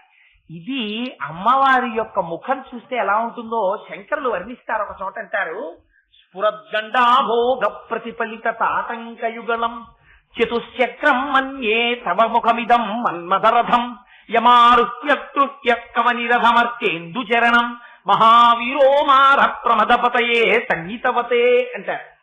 ఒక నాట మన్మధుడికి ఎప్పటి నుంచో కడుపు మంట. ఈ పరమశివుడు 3వ కన్ను తెరిచినందుకు కాల్చేశాడరా, ఈయన మీదకి యుద్ధానికి వెళ్ళి నేను ఎప్పటికైనా గెలుస్తానా అనుకునేవాట. ఒకనాడు శంకరుడి కింకరులు వచ్చి చెప్పారట, శంకరా మీ మీదకి యుద్ధానికి వస్తున్నారు శత్రువులు అన్నారట. నా మీదకి శత్రువులు రాగలిగిన వాడెవడరా, నేను చేతిలో మేరు పర్వతాన్ని తీసుకొచ్చి కోదండంగా పట్టుకుంటాను, మొత్తం భూమినంతకే రథం చేసుకుంటాను, సూర్యచంద్రుల్ని చక్రాలుగా పెట్టుకుంటాను, వేదములను గుర్రములుగా పెట్టుకుంటాను, బ్రహ్మగారిని సారథిగా పెట్టుకుంటాను, శ్రీ మహావిష్ణువుని బాణంగా పెట్టుకుంటాను. అలాంటి వాణ్ణి నా మీదకి యుద్ధానికి వస్తాడా, ఎవడరా నా మీదకి యుద్ధానికి వచ్చింది అన్నట్ట. అంటే స్వామి మీ మీదకి మన్మధుడు యుద్ధానికి వస్తున్నాడు అన్నట్ట. ఏమిరా, ఒకనాడు నా 3వ కంటి మంట చేత కాలిపోయిన మన్మధుడు నా మీదకి యుద్ధానికి వచ్చాడా, పదండి ఎక్కడి రథం అన్నట్ట అని మహానుభావుడు పెద్ద రథం ఎక్కి వెనక నందీశ్వరుడు, భృంగీశ్వరుడు, చండీశ్వరుడు వీళ్ళందరూ పెద్ద పటాటోపంగా వచ్చేస్తున్నారు. చేతిలో పెద్ద కోదండం పట్టుకుని రౌద్ర స్వరూపంతో వచ్చేశారు. వచ్చేసేటప్పటికి మన్మధుడు కూడా ఓ రథం ఎక్కేశాడు. ఏమిటి ఆయన రథం ఏమిటి, అమ్మవారి ముఖాన్నే రథంగా చేసేసుకున్నట్ట మన్మధుడు. ఆ రథానికి 4 చక్రాలు ఉండాలి కదా, మరి ఆయన రథానికి 2 చక్రాలు, సూర్యచంద్రులు ఇద్దరే. ఈయన రథానికో 4 చక్రాలు, మన్మధుడి రథానికి ఏమిటిటా 4 చక్రాలు? స్ఫురద్గండాభోగ ప్రతిఫలిత తాటంకయుగళం. అమ్మవారి చెవులకు పెట్టుకున్న తాటంకములు ఉన్నాయి కదా, ఆ తాటంకములు అమ్మవారి బుగ్గలనేటటువంటి అద్దాల్లో ప్రతిఫలిస్తున్నాయిట. ఇక్కడ ప్రతిబింబం పడుతోందిట, ఇక్కడ బింబం ఉందిట. ఈ ప్రతిబింబము బింబము అనేటటువంటి 4 చక్రాలున్న అమ్మవారి ముఖం అనేటటువంటి రథం ఎక్కి మన్మధుడు వస్తున్నట్ట. అట్నుంచి పరమశివుడు వచ్చేట. స్ఫురద్గండాభోగ ప్రతిఫలిత తాటంకయుగళం చతుశ్చక్రం మన్యే తవ ముఖమిదం మన్మథరథం యమారుహ్యదృశ్యత్వనిరథమర్కేందుచరణం. చూశాట, ఏడు రా మన్మథుడు, ఎక్కడున్నాడు రా, ఎక్కడున్నాడు రథంలో, ఏది చూపించండి ఆయన రథం అన్నట్ట. అంటే ఆ చుట్టూ ఉన్న వాళ్ళు అన్నారట, స్వామి అదిగో మీ ఆవిడ ముఖమే రథం చేసుకొచ్చాడయా, అదిగో అందులో ఉన్నాడన్నట్ట. అనేటప్పటికీ శంకరుడు ఒక్కసారి ఇలా చూసేట వాళ్ళ ఆవిడ వంక. వాళ్ళ ఆవిడ ముఖమేమో అమ్మవారు చటక్కున ఒక నవ్వు నవ్విందిట. ఆ నవ్వు నవ్వేటప్పటికి ఇంత శంకరుడు కూడా ఆ ధనస్సు పక్కన పెట్టేసి పార్వతి అంటే గబగబా రథం దిగెళ్ళి పక్కన వచ్చినట్టు. అప్పుడు మన్మధుడు అనుకున్నట్ట, అసలు నేను ఇంకా ధనస్తే ఎక్కువ పెట్టలేదు, దిగిపోయాడు, నా రథం చూసే భయపడిపోయాడు అని గెలిచేశానన్నట్టు. అందుకని మన్మధుడిని గెలిపించింది ఎవరు? అమ్మవారి ముఖమండలం. అంటే అమ్మవారి ముఖమండలము సర్వకాలములయందు పరమశివుడికి అంత ప్రీతిపాత్రమై ఉంటుంది. అంతవరకే మీరు జ్ఞాపకం పెట్టుకోవాలి. అందుకని వారిద్దరి మనస్సులు ఒండురులయందు అలా రమించేటటువంటి హృదయం ఉన్నవారు. అందుకని శివే శృంగారార్ధ తదిత రజనే కుచ్చనపరా, అమ్మవారి కళ్ళల్లో బీభత్సరసం కనబడుతుంది. ఎప్పుడు కనబడుతుంది? అమ్మవారి దృష్టిలో 3 లోకములలో ఉన్న సర్వ ప్రాణులు ఆవిడ పిల్లలే. అబ్రహ్మకీట జనని ఆవిడ. కానీ ఈ వచ్చినటువంటి పిల్లలు ఎప్పుడైనా అమ్మవారిలో ఉన్న అమ్మతనాన్ని చూడకుండా అమ్మవారిలో ఆడతనాన్ని చూశాడా వచ్చినవాడు, ఆనాడు అమ్మ కళ్ళల్లో బీభత్సరసం కనబడుతుందిట. జయ జయ హే మహిషాసురమర్దిని రమ్య కపర్దిని శైలసుతే అవుతుంది ఆవిడ ఆ రోజున. అందుకని ఆ అమ్మవారి కళ్ళల్లో శివేతరుడైన వాడు, అందరూ శివులే, కానీ ఎప్పుడైనా తనని తాను కొడుకుగా కాక అమ్మవారిలో ఆడతనాన్ని చూసిన దౌర్భాగ్యుడు ఎవడైనా కనబడ్డాడా అమ్మ కళ్ళల్లో బీభత్సరసం కనబడుతుందిట. అందుకని శివే శృంగారార్ధ తదిత రజనే కుచ్చనపరా సరోషా గంగాయాం. అమ్మవారు సింహాసనం మీద కూర్చుంటుందిట. కూర్చుంటే సరస్వతీదేవి వచ్చి కూర్చుంటుంది. కూర్చుంటే అమ్మవారు ప్రసాదం తీసుకుని తాంబూలం వేసుకుని సరస్వతీదేవి వంక చూసి అంటుందిట, ఓయ్ సరస్వతి ఓ పాట పాడు అంటుందిట. అంటే సరస్వతీదేవి గలీబి విపంచి అంటారు కదా, ఆ అమ్మవారి యొక్క వీణ ఉంటుంది కదా, ఆ సరస్వతీదేవి వీణ పట్టుకుని పరమశివుని యొక్క వైభవాన్ని స్తోత్రం చేస్తుంటుందిట. స్తోత్రం చేస్తూ పాట పాడుతుంటుందిట. ఎంత చిత్రమో తెలుసా అండి? సరస్వతీదేవి అంత పాట పాడితే తాంబూలా రుణపల్లవా ధరయుతే తాటంకహారాన్వితే వీణానాద నిమీలితార్థనయనే విప్రస్థ చూళింబరే. ఆ పాట వింటూ పరమశివుడి గురించి వింటూ పొంగిపోతూ తాంబూలం నవ్వులుతూ ఎర్రటి నోటితోటి సన్న నవ్వు నవ్వుతూ ఇలా ఇలా అంటుంటుందిట. అంటున్నప్పుడు ఆ తాటంకాలు ఇలా ఇలా కదులుతూ ఉంటాయిట. అవి బొగ్గల్లో ప్రతిబింబాలు ఇలా ఇలా కదులుతుంటాయిట. ఆ పాట విని విని విని విని వాళ్ళ ఆయన గురించి పొంగిపోయి వినేసి శాబాష్ అంటుంది. అనేటప్పటికీ అమ్మా ఇంత పాట పాడాను కానీ నీ శాబాష్ అన్న మాటలో ఉన్న గొప్పతనం ఈ పాటలో లేదు. ఎంత బాగున్నావమ్మా, ఇంకా నేనెందుకు పాడడం అని గలీబు తొడిగేస్తుంది సరస్వతీదేవి. అందుకని ఆ తల్లి పరమశివుడి యొక్క వైభవాన్ని అంత వర్ణిస్తుంటే శంకరుడి తలలో ఉన్నటువంటి గంగమ్మ తొంగి చూస్తుంది. నేను భార్యనే కదా అని ఆవిడికి పాపం తాపత్రయం. తొంగి చూసేటప్పటికీ పక్క నుంచి పార్వతీదేవి ఇలా చూస్తుంది. ఏమే పాణిగ్రహణం చేసింది నిన్ను భరించాడంతే, అలాంటిది భరించాడు కనుక భర్త నన్ను పాణిగ్రహణం చేశాడు, నువ్వు పక్కన తోగికోడల్లా నువ్వు కూడా సకలత్రి, నువ్వు కూడా నీ భర్త అని చూస్తున్నావా అని గంగమ్మని చూసేటప్పటికీ మాత్రం అమ్మవారి కళ్ళల్లో క్రోధం కనబడుతుంది. ఎంత అమ్మవారైతే మాత్రం పాతివ్రత్యమే కదండి. భర్తని వేరొకరు పంచుకుంటున్నారంటే ఆ కళ్ళల్లోని కనపడకపోతే ఏదో తేడా ఉన్నట్టు, అది కనపడాలి. అందుకని శంకరులు ఎంత గొప్ప ఊహో చూడండి. సరోషా గంగాయాం గిరిశ చరితే విస్మయవతి, అసలైన స్థాణుహు అని పేరు. పరమశివుడు ఒక దొంగ కూర్చున్నట్టు కూర్చుంటాడు, ఆయనలో ఆయనే అలా ఆనందం పొందేస్తూ. అమ్మవారు ఆయనలో శక్తి స్వరూపమై ప్రవేశించి రాక్షస సంహారం చేస్తుంటుంది ఆయనతోటి.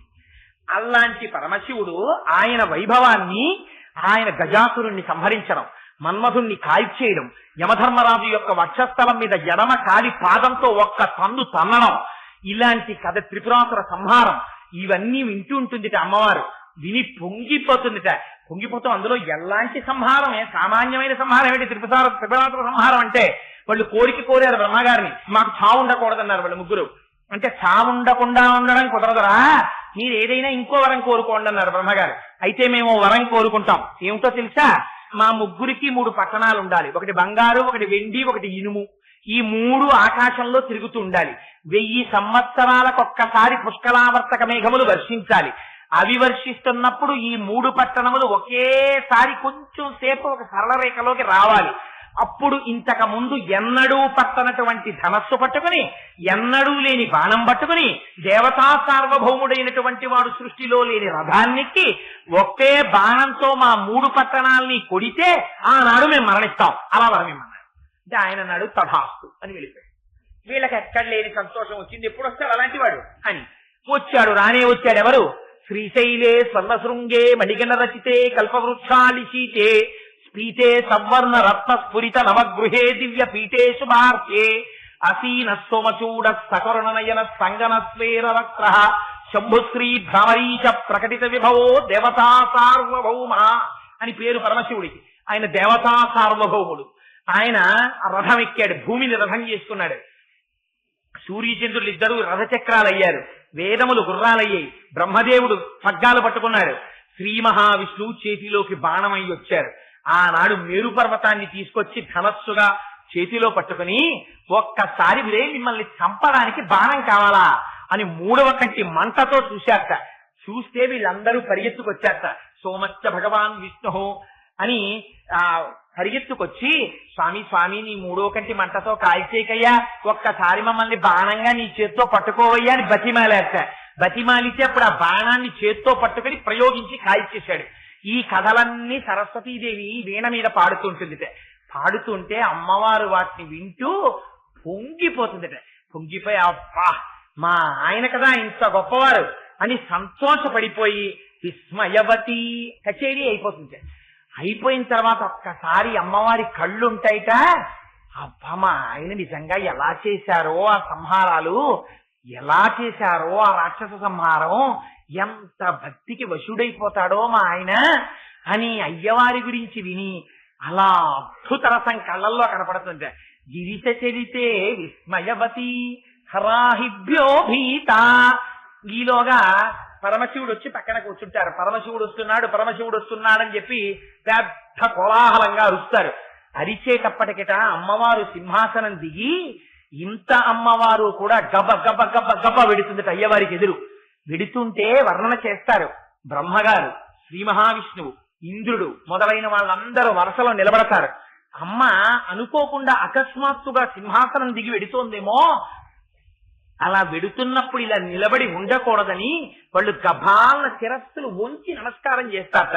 నమస్కారం చేస్తుంటే చుట్టూ ఉన్న చెలికెత్తరు అంటారట, అమ్మా రాజన్మత్తమరాళమందగమనాం రాజీవ పత్రేక్షణాం రాజీవ ప్రభవాదిదేవ మకుటై రాజస్పదాంబోరుహాం రాజీవాయత పత్రమండిత కుచాం రాజాధిరాజేశ్వరీం శ్రీశైలస్థలవాసినీం భగవతీం శ్రీమాతరం భావయే. అమ్మా జాగ్రత్త జాగ్రత్త, అది బ్రహ్మగారి కిరీటం నీ కాలుకు తగులుతుందేమో, నీ కాలు నొచ్చుకుంటుంది. తగిలితే ఆయన సంతోషిస్తాడు కొడుకు కాబట్టి, కానీ నీ కాలు నొచ్చుకుంటుంది. అదిగో అదిగో అదిగో విష్ణుమూర్తి యొక్క కిరీటం నీ బిడ్డడు, నీ కాలికి తగులుతుందేమో, అది ఇంద్రుడి కిరీటం అని అమ్మవారిని గబగబా వెడుతుంటే చెలికెత్తెలు వచ్చి తీసుకెడతారట. అమ్మవారు వెళ్ళి శంకరుడు కనపడినప్పుడల్లా పొంగిపోయి మోకాళ్ళ మీద వంగి అయ్యవారి పాదాలకి తన బొట్టు ముద్రపడేటట్టు నమస్కరిస్తూ ఉంటుందిట. అందుకని శంకరులు అంటారమ్మా నీ మోకాళ్ళు మాత్రం గరుగ్గా ఉన్నాయమ్మా, నీ ఒళ్ళంతా సౌకుమారిని అన్నారు. ఒక కొడుకు దర్శనం చేసినట్టు చేశారు. పిల్లాడు చూడండి, 2వ క్లాస్ చదువుకుంటూ ఉంటాడు పిల్లాడు. 2వ క్లాస్ చదువుకుంటున్న పిల్లాడిని అమ్మ రాత్రి పడుకుని, అంటే ఆవిడ senior IAS officer, chief secretary to the government of Andhra Pradesh. ఆవిడ పడుకుని ఉండగా ఎవరు మాత్రం లోపలికి వచ్చి చూస్తారు? ఎవరు చూడరు. కొడుకు మాత్రం 2వ క్లాస్ చదువుకుంటున్నాడు. వాడిని పిలిచి, అంత పెద్ద అధికారినైతే మాత్రం ఆఫీస్ లో పనిచేసే పియ్యని పిలిచి కాసేపు కాళ్ళతోయ్ అంత కదా అమ్మ. ఆవిడ ఏమంటుంది? ఎవరిని పిలుస్తుంది? కొడుకుని పిలుస్తుంది. పిలిచి, ఒరే నాన్న నా కాళ్ళు పట్రా అంటుంది. అని అమ్మ పడుకున్నప్పుడు అమ్మ చీర కొద్దిగా పైకి వెళ్ళింది అనుకోండి, ఆ పిల్లాడు అమ్మ కాళ్ళు పడుతూ అమ్మా ఏంటమ్మా నీ మోకాళ్ళ మీద ఇక్కడ ఇంత గరుగ్గా అట్ట కట్టేసినట్టుంది ఏంటమ్మా అంటాడు. అలా అడగడంలో పిల్లవాడు అమ్మ యొక్క ఆ మోకాలి చిప్ప మీద ఉన్న గరుకుతనాన్ని చూసి మురిసిపోయి అమాయకత్వంతో ఏమీ తెలియకుండా వాత్సల్యంతో అడుగుతాడా, లేకపోతే అమ్మలో ఆడతనాన్ని చూసి అడుగుతాడా? శంకరులు చెప్పిన ఆ శ్లోకాలలో ఆడతనాన్ని దర్శనం చేయగలిగిన దౌర్భాగ్యుడు ఎవడైనా ఉంటే వాడు రౌరవాది నరకములకు పోతాడు. అది శంకరుల యొక్క దృష్టి. పసిపిల్లవాడై చెప్పుకున్నారు శంకరాచార్యులు వారి శ్లోకాలు.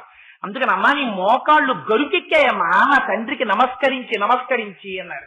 అటువంటి తల్లి కనుక తల్లి వెళ్ళి ఆ అయ్యవారి పాదాలకు నమస్కారం చేసి శంకరుడితో కలిసి వచ్చి సింహాసనం మీద కూర్చుంటుందిట. కూర్చుని అసలే అమ్మ ఎరుపు, దానికి తోడు పక్కన భర్త వచ్చి కూర్చున్నాడు. కూర్చుని అందులోనూ అమ్మవారి వంక ఇలా చూస్తాట. పేరాల పరమశర్మ గారికి దర్శనమైంది రాత్రి పడుకుంటే. అమ్మో ఇలాంటి దర్శనం అయితే ఇది రాయొచ్చో రాయకూడదో అని ఆయనకి భయం వేసింది. రాయడం మానేశారు పద్యం. మర్నాడు రాత్రి పడుకున్నారు. మళ్ళీ అలాగే దర్శనం ఇచ్చింది అమ్మవారు. ఇదేమిట్రా మళ్ళీ ఇలాగే దర్శనం ఇచ్చిందని భయపడి మళ్ళీ రాయడం మానేశారు. 3వ రోజున మళ్ళీ దర్శనం ఇచ్చింది. ఇచ్చి శర్మ దేనికి భయపడతావు, నేను నీకు ఇలాంటి దర్శనం ఇచ్చాను రాయ్ అంది అమ్మవారు. అంటే అప్పుడు పద్యం రాశారు శారదానంద లహరిలో. ఏమిటో తెలుసా అండి? బాల శశంకరేకపై వ్రాలిన ముంగురు లక్షరాకృతింగాల ఉమాముఖాబ్జమున్ కన్గొని చంద్రకళాధరుండు లలితాక్షరాభ్యసన తత్పరమీ చలితాధరమ్ము శిక్షాలతమన్న నవ్వుకును శాంకరిమాకు ప్రసన్నమయ్యడు. పార్వతీ పరమేశ్వరులు ఇద్దరు పక్క పక్కన కూర్చున్నారట. కూర్చుంటే అయ్యవారు అమ్మవారి వంక తదేకంగా ఇలా చూస్తున్నారట. చుట్టూ ప్రమదగణాలందరూ ఉన్నారు. అమ్మవారు అయ్యవారి వంక చూసి అందుట ఏమిట చూపు అసహ్యంగా బాగుంటుంది, ఆ పిల్లలు ఎంతమంది ఉన్నారు ఎదురుకుండా, ఏమిటి అలా చూస్తారు నా వంక, పైగా చూసి పిరిగిలు తడుపుకుంటున్నారేంటి అందుట. అంటే ఆయన అన్నట పార్వతి నేనేం తప్పు చెయ్యట్లేదు, బాల శశాంకరేఖపై చూసావా నీ ముఖం చంద్రబింబంలా ఉంటుంది, దాని మీద నీ ముంగురులు ఇలా ఇలా ఇలా పడ్డాయి.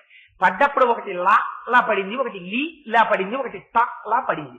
అది చదువుతున్నా లలిత లలిత లలిత లలిత అని చదువుకుంటున్నాను. ఒకవేళ చదవడం నా తప్పైతే ఈ పెరివిల్లు నువ్వు శిక్షించు అన్నట్ట.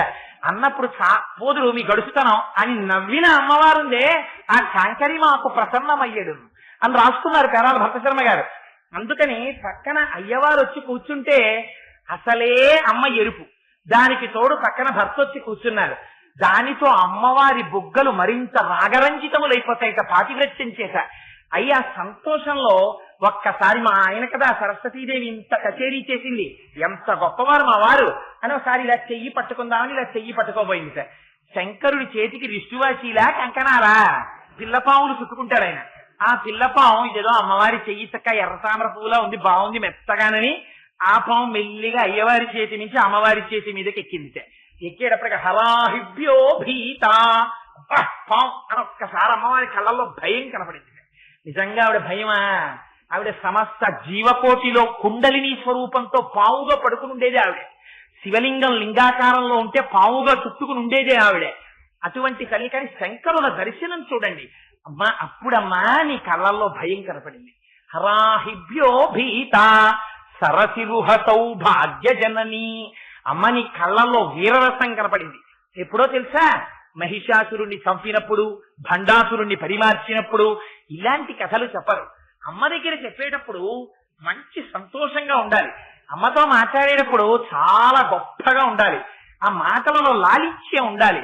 అందుకని ఎంత అందంగా మాట్లాడతారో చూసారా శంకరులు. ఆయన అంటారు అమ్మ నీ కళ్ళల్లో వీరరసం ఎలా కనపడిందో తెలుసా?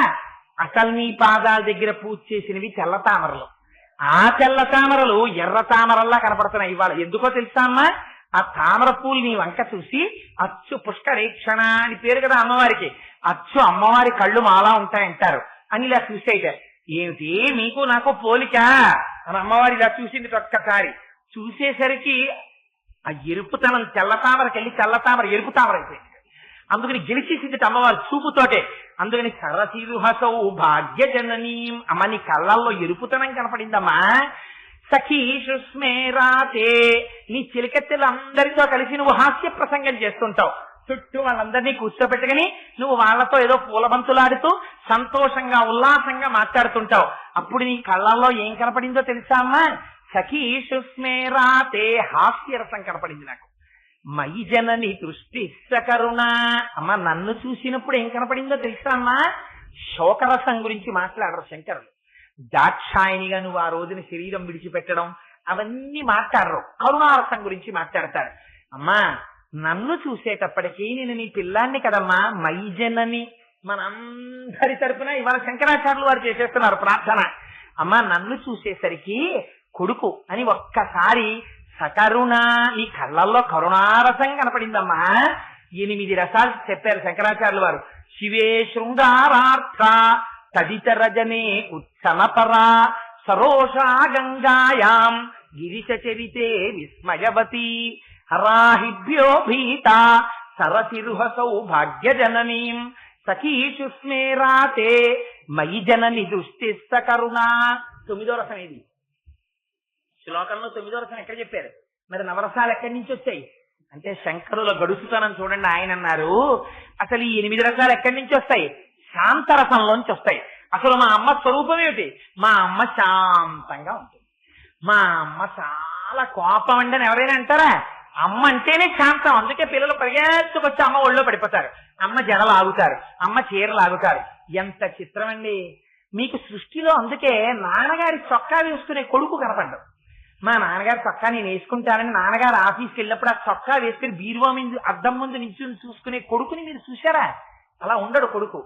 ఆడపిల్ల చూడండి, అమ్మ ఆఫీస్కి వెళ్ళిపోతే ఓ 15-16 ఏళ్ళు వచ్చాయనుకోండి, అమ్మ మడాత చీర తీసి అమ్మ పమిటి ఎలా వేసుకుంటుందో అలా పమిటి వేసుకుని ఆ చీర ఇలా కట్టుకుని అద్దం ముందు నిల్చుని చూసుకుని నేను అచ్చమ్మలా ఉన్నానా, నేను అచ్చమ్మలా ఉన్నానా అంటారు. ఏమిటి అచ్చమ్మలా ఉన్నానా? అమ్మ అంత సౌందర్య రాశ అంటే సౌందర్య రాశే వాళ్ళకి. వాళ్ళ వరకు వాళ్ళకి ఎవరి అమ్మ వాళ్ళకి రాశీభూతమైన సౌందర్యం. వాళ్ళమ్మ వాళ్ళకి పరమ శాంతమూర్తి. మా అమ్మ కోపం వచ్చినా ఇస్తే పోతుందంటారు. అమ్మ దగ్గరికి వెళ్ళి చేరిపోవడంలో ఉన్న తృప్తి పిల్లలకి దేంట్లో ఉండదు. అందుకే మీరు చూడండి, అన్నం పెట్టేది అమ్మే పెడుతుంది. జీవితంలో అన్నింటికన్నా దౌర్భాగ్యం అంటే ఏమిటో తెలుసా అండి? అమ్మ చేతి అన్నము తినని వాడెవడైనా ఉంటే వాడు దురదృష్టవంతుడు తప్ప ప్రపంచంలో దురదృష్టవంతుడు అన్నవాడు లేడు. ఎందుకని? అమ్మ పెట్టిన ప్రతి ముద్దలో అమృతం కలిసి ఉంటుంది. అమ్మ మాట్లాడిన ప్రతి మాటలో తాపత్రయం ఉంటుంది. అమ్మ చేసినటువంటి ప్రతి ఆశీర్వచనంలో పరమేశ్వరుని యొక్క ఆశీర్వచనం ఉంటుంది. అమ్మ ఆలోచనలు సర్వకాలముల యందు బిడ్డడి యొక్క అభ్యున్నతిని కోరుకున్నవై ఉంటాయి. ఆ అమ్మ పోల్చినట్టు వీరొకరు పోల్చలేరు కూడా. అందుకే చూడండి, తల్లులు చాలా అమాయకంగా ఉన్నట్టుంటారు, కానీ వాళ్ళు ఎంత గొప్ప పోలిక వేస్తారంటే, వాడు అంత ఎత్తునుంటాడు, 7 అడుగులు ఎత్తుంటాడు, ఇంత లావునుంటాడు చూడ్డానికి. కొత్తగా పరిచయం అయినప్పుడు, కొత్తగా పెళ్ళయిందనుకోండి, అత్తారింటికి వెళ్ళాడు అనుకోండి, వాడికి ఏదో గట్టిగా నువ్వులు గుండేసి 2-3 మాటలు అత్తగారు అన్నం పెడుతుంది. వెంటనే తల్లి అంటుంది, వాడికి అన్ని మాటలమ్మా, వదిన గారు నువ్వులు గుండా వేసి పెట్టకండి, వాడికి దగ్గు వచ్చేస్తుంది, ఇచ్చే వేడి చేసేస్తుంది వాడికి అంటే, అదేమిటండి మా అల్లుడు చక్కగా ఇంత లావున అంత ఎత్తున ఉంటాడు, మంచి పర్సనాలిటీ అని విడిచిపోయాం, ఏమిటి అంత ఆరోగ్యం అంత తేలిక అంటే, మా వాడు అంత గట్టి ఆరోగ్యం ఉన్నవాడు కాడు అందో అమ్మ. ఆ మాటలలో లాలిత్యం చూడండి. మళ్ళీ ఆ మాటలలో కొడుకు యొక్క గొప్పతనం తగ్గకూడదు. మా వాడు గాజుకాయ అంటుంది. గాజుకాయ అయితే ఎంత గొప్ప మాట చూడండి. గాజుకాయ ఇంత ఉంటుంది, అయితే కింద పడితే తగిలిపోతుంది. మా వాడు అంత ఎత్తునుంటాడు, ఇంత లావునుంటాడు. ఎందుకు? అంత ఆరోగ్యం కాదు. మా వాడికి జాగ్రత్తగా వండి పెట్టాలి. వండి పెట్టుకున్నానేమో వాడిని ఇంత చేసుకున్నాను. ఆ పువ్వు పాడి చేయకండి, పెరట్లో ఎంతో కష్టపడి మొక్కేస్తాడు ఆయన. అది మొగ్గ వేసి ఇంత పువ్వు ఇలా విరుస్తుంటే అరుగు మీద కూర్చుని ఆ పువ్వును చూసుకుని మురిసిపోతుంటాడు. మనవలు అలా వెడుతూ వెడుతూ ఆడుకుంటూ గవ్వగా కొమ్మ ముట్టుకుంటాం, రే రే కొమ్మలు కొమ్మలు కొమ్మలు పువ్వు పాడైపోతుందంటాడు. అలా ఇన్నాళ్లు కష్టపడి పెంచుకున్న కొడుకు వాడి ఆరోగ్యం ఎక్కడ పాడైపోతుందో అని తాపత్రయం అమ్మకి. ఇది అమ్మతనం. అందుకని శంకరులు అంటారు, ఇన్ని విషయాలు దృష్టిలో పెట్టుకుని మయి జనని దృష్టి సకరుణ. అమ్మ నువ్వు నా వంక ఎప్పుడు చూసినా కరుణ తప్ప ఇంకోటి ఉండదమ్మా, ఇది అమ్మకే చెల్లింది. నువ్వు జగజ్జననివి కదా, నువ్వెలా చూస్తావు? కరుణతోనే చూస్తావు. కాబట్టి 9వ రసం ఎక్కడి నుంచి వచ్చింది? శాంతరసంలోంచి 8 రసాలు వచ్చాయి. మళ్ళీ 8 రసాలు ఎక్కడికెడతాయి? శాంతరసంలోకి వెళ్ళిపోతాయి. అందుకని శివుడి గురించి చెప్తే ఏమంటాం? శాంతం పద్మాసనస్థం శిశిఖరమకుటం పంచవక్త్రం త్రినేత్రం శూలం వజ్రం చ ఖడ్గం పరశుమభయదం దక్షభాగే వహంతం నాగుం పాసంచ ఘంటాం ప్రళయహుతవహం అంబికావామభాగే నానాలంకారయుక్తం స్ఫటికమణినిభం పార్వతీశం నమామి అంటాం. ఇద్దరిది ఒకే లక్ష్యం. అందుకని అమ్మవారి కళ్ళల్లో నవరసాలు ఒలికించి అలా మనం చూడ్డంలో మన మనస్సు ఒక్కసారి అక్కడ నిలబడితే అమ్మవారి కన్నుల వంక చూశామా ఆవిడ మనని ఉద్ధరించేస్తుంది. అందుకని ఎలాగో అలా మన దృష్టిని అమ్మవారి కళ్ళ వైపుకి తిప్పాలని, ఆ దృష్టి మన మీద పడేటట్టు చెయ్యాలని చూడని వారికి దోషం. ఇలా చూశారా అమ్మ వంక, అమ్మ ప్రేమతో పొంగిపోతుందంతే. అందుకని ఒక్కసారి అమ్మ వైపుకి తిప్పాలి, అమ్మ ముఖం వైపుకి, అమ్మ కళ్ళ వైపుకి. దానికోసమని మామూలుగా చెప్తే కళ్ళ గురించి వీడు వినడని, ఆ కళ్ళల్లో నవ రసాల్ని పండించి, అమ్మ పాతివ్రత్యాన్ని పండించి, అమ్మతనాన్ని పండించి, అమ్మ బిడ్డల యొక్క అనుబంధాన్ని పండించి, మన మనస్సు లయం అయిపోయేటట్టు చేసి, మనం అమ్మ కళ్ళ వైపు చూసేటట్టు చూసి, ఆ చూపు వల్ల మనం కృతార్థమయ్యేటట్టు చూసి, 32 ఏళ్లలో ఇన్ని స్తోత్రాలిచ్చి మన్ని ఉద్ధరించడం కోసం అంత పరిశ్రమ పడిపోయిన శంకరులకి మనం ఏమిచ్చి రుణం తీర్చుకుంటాం? వారి పాదములకు శిరస్సు వంచి నమస్కరించి తీర్చుకోవాలండి. చాలా గొప్ప శ్లోకాలు, ఎందుకంటే రేపు పూర్తి చేస్తాం కాబట్టి. శంకరులు నీరాజనం ఇస్తారు అమ్మవారికి. శంకరులు ఇచ్చే నీరాజనం అంటే ఎలా ఉంటుందో, అమ్మ పాదముల మహిమ ఏమిటో రేపటి రోజున మీకు అమ్మ పలికించినంత మేర వ్యాఖ్యానం చేస్తాం. మంగళాశాసన పరై మదాచార్య పురోగమై సర్వైశ్చపూర్వైరాచార్యై సత్కృతాయాస్తు మంగళం. మంగళం కోసలేంద్రాయ మహనీయ గుణాత్మనే చక్రవర్తి తనూజాయ సర్వభౌమాయ మంగళం. ఉమాకాంతాయ కాంతాయ కామితార్థప్రదాయినే శ్రీగిరీశాయ దేవాయ మలినాథాయ మంగళం. కరచరణ కృతం వా కర్మ భాక్తాజం వా శ్రవణనైనజం వా మానసం వాపరాధం విహితం వా సర్వమేత్తక్షమస్వ. శివ శివ కరుణాబ్ధే శ్రీ మహాదేవ శంభో సర్వం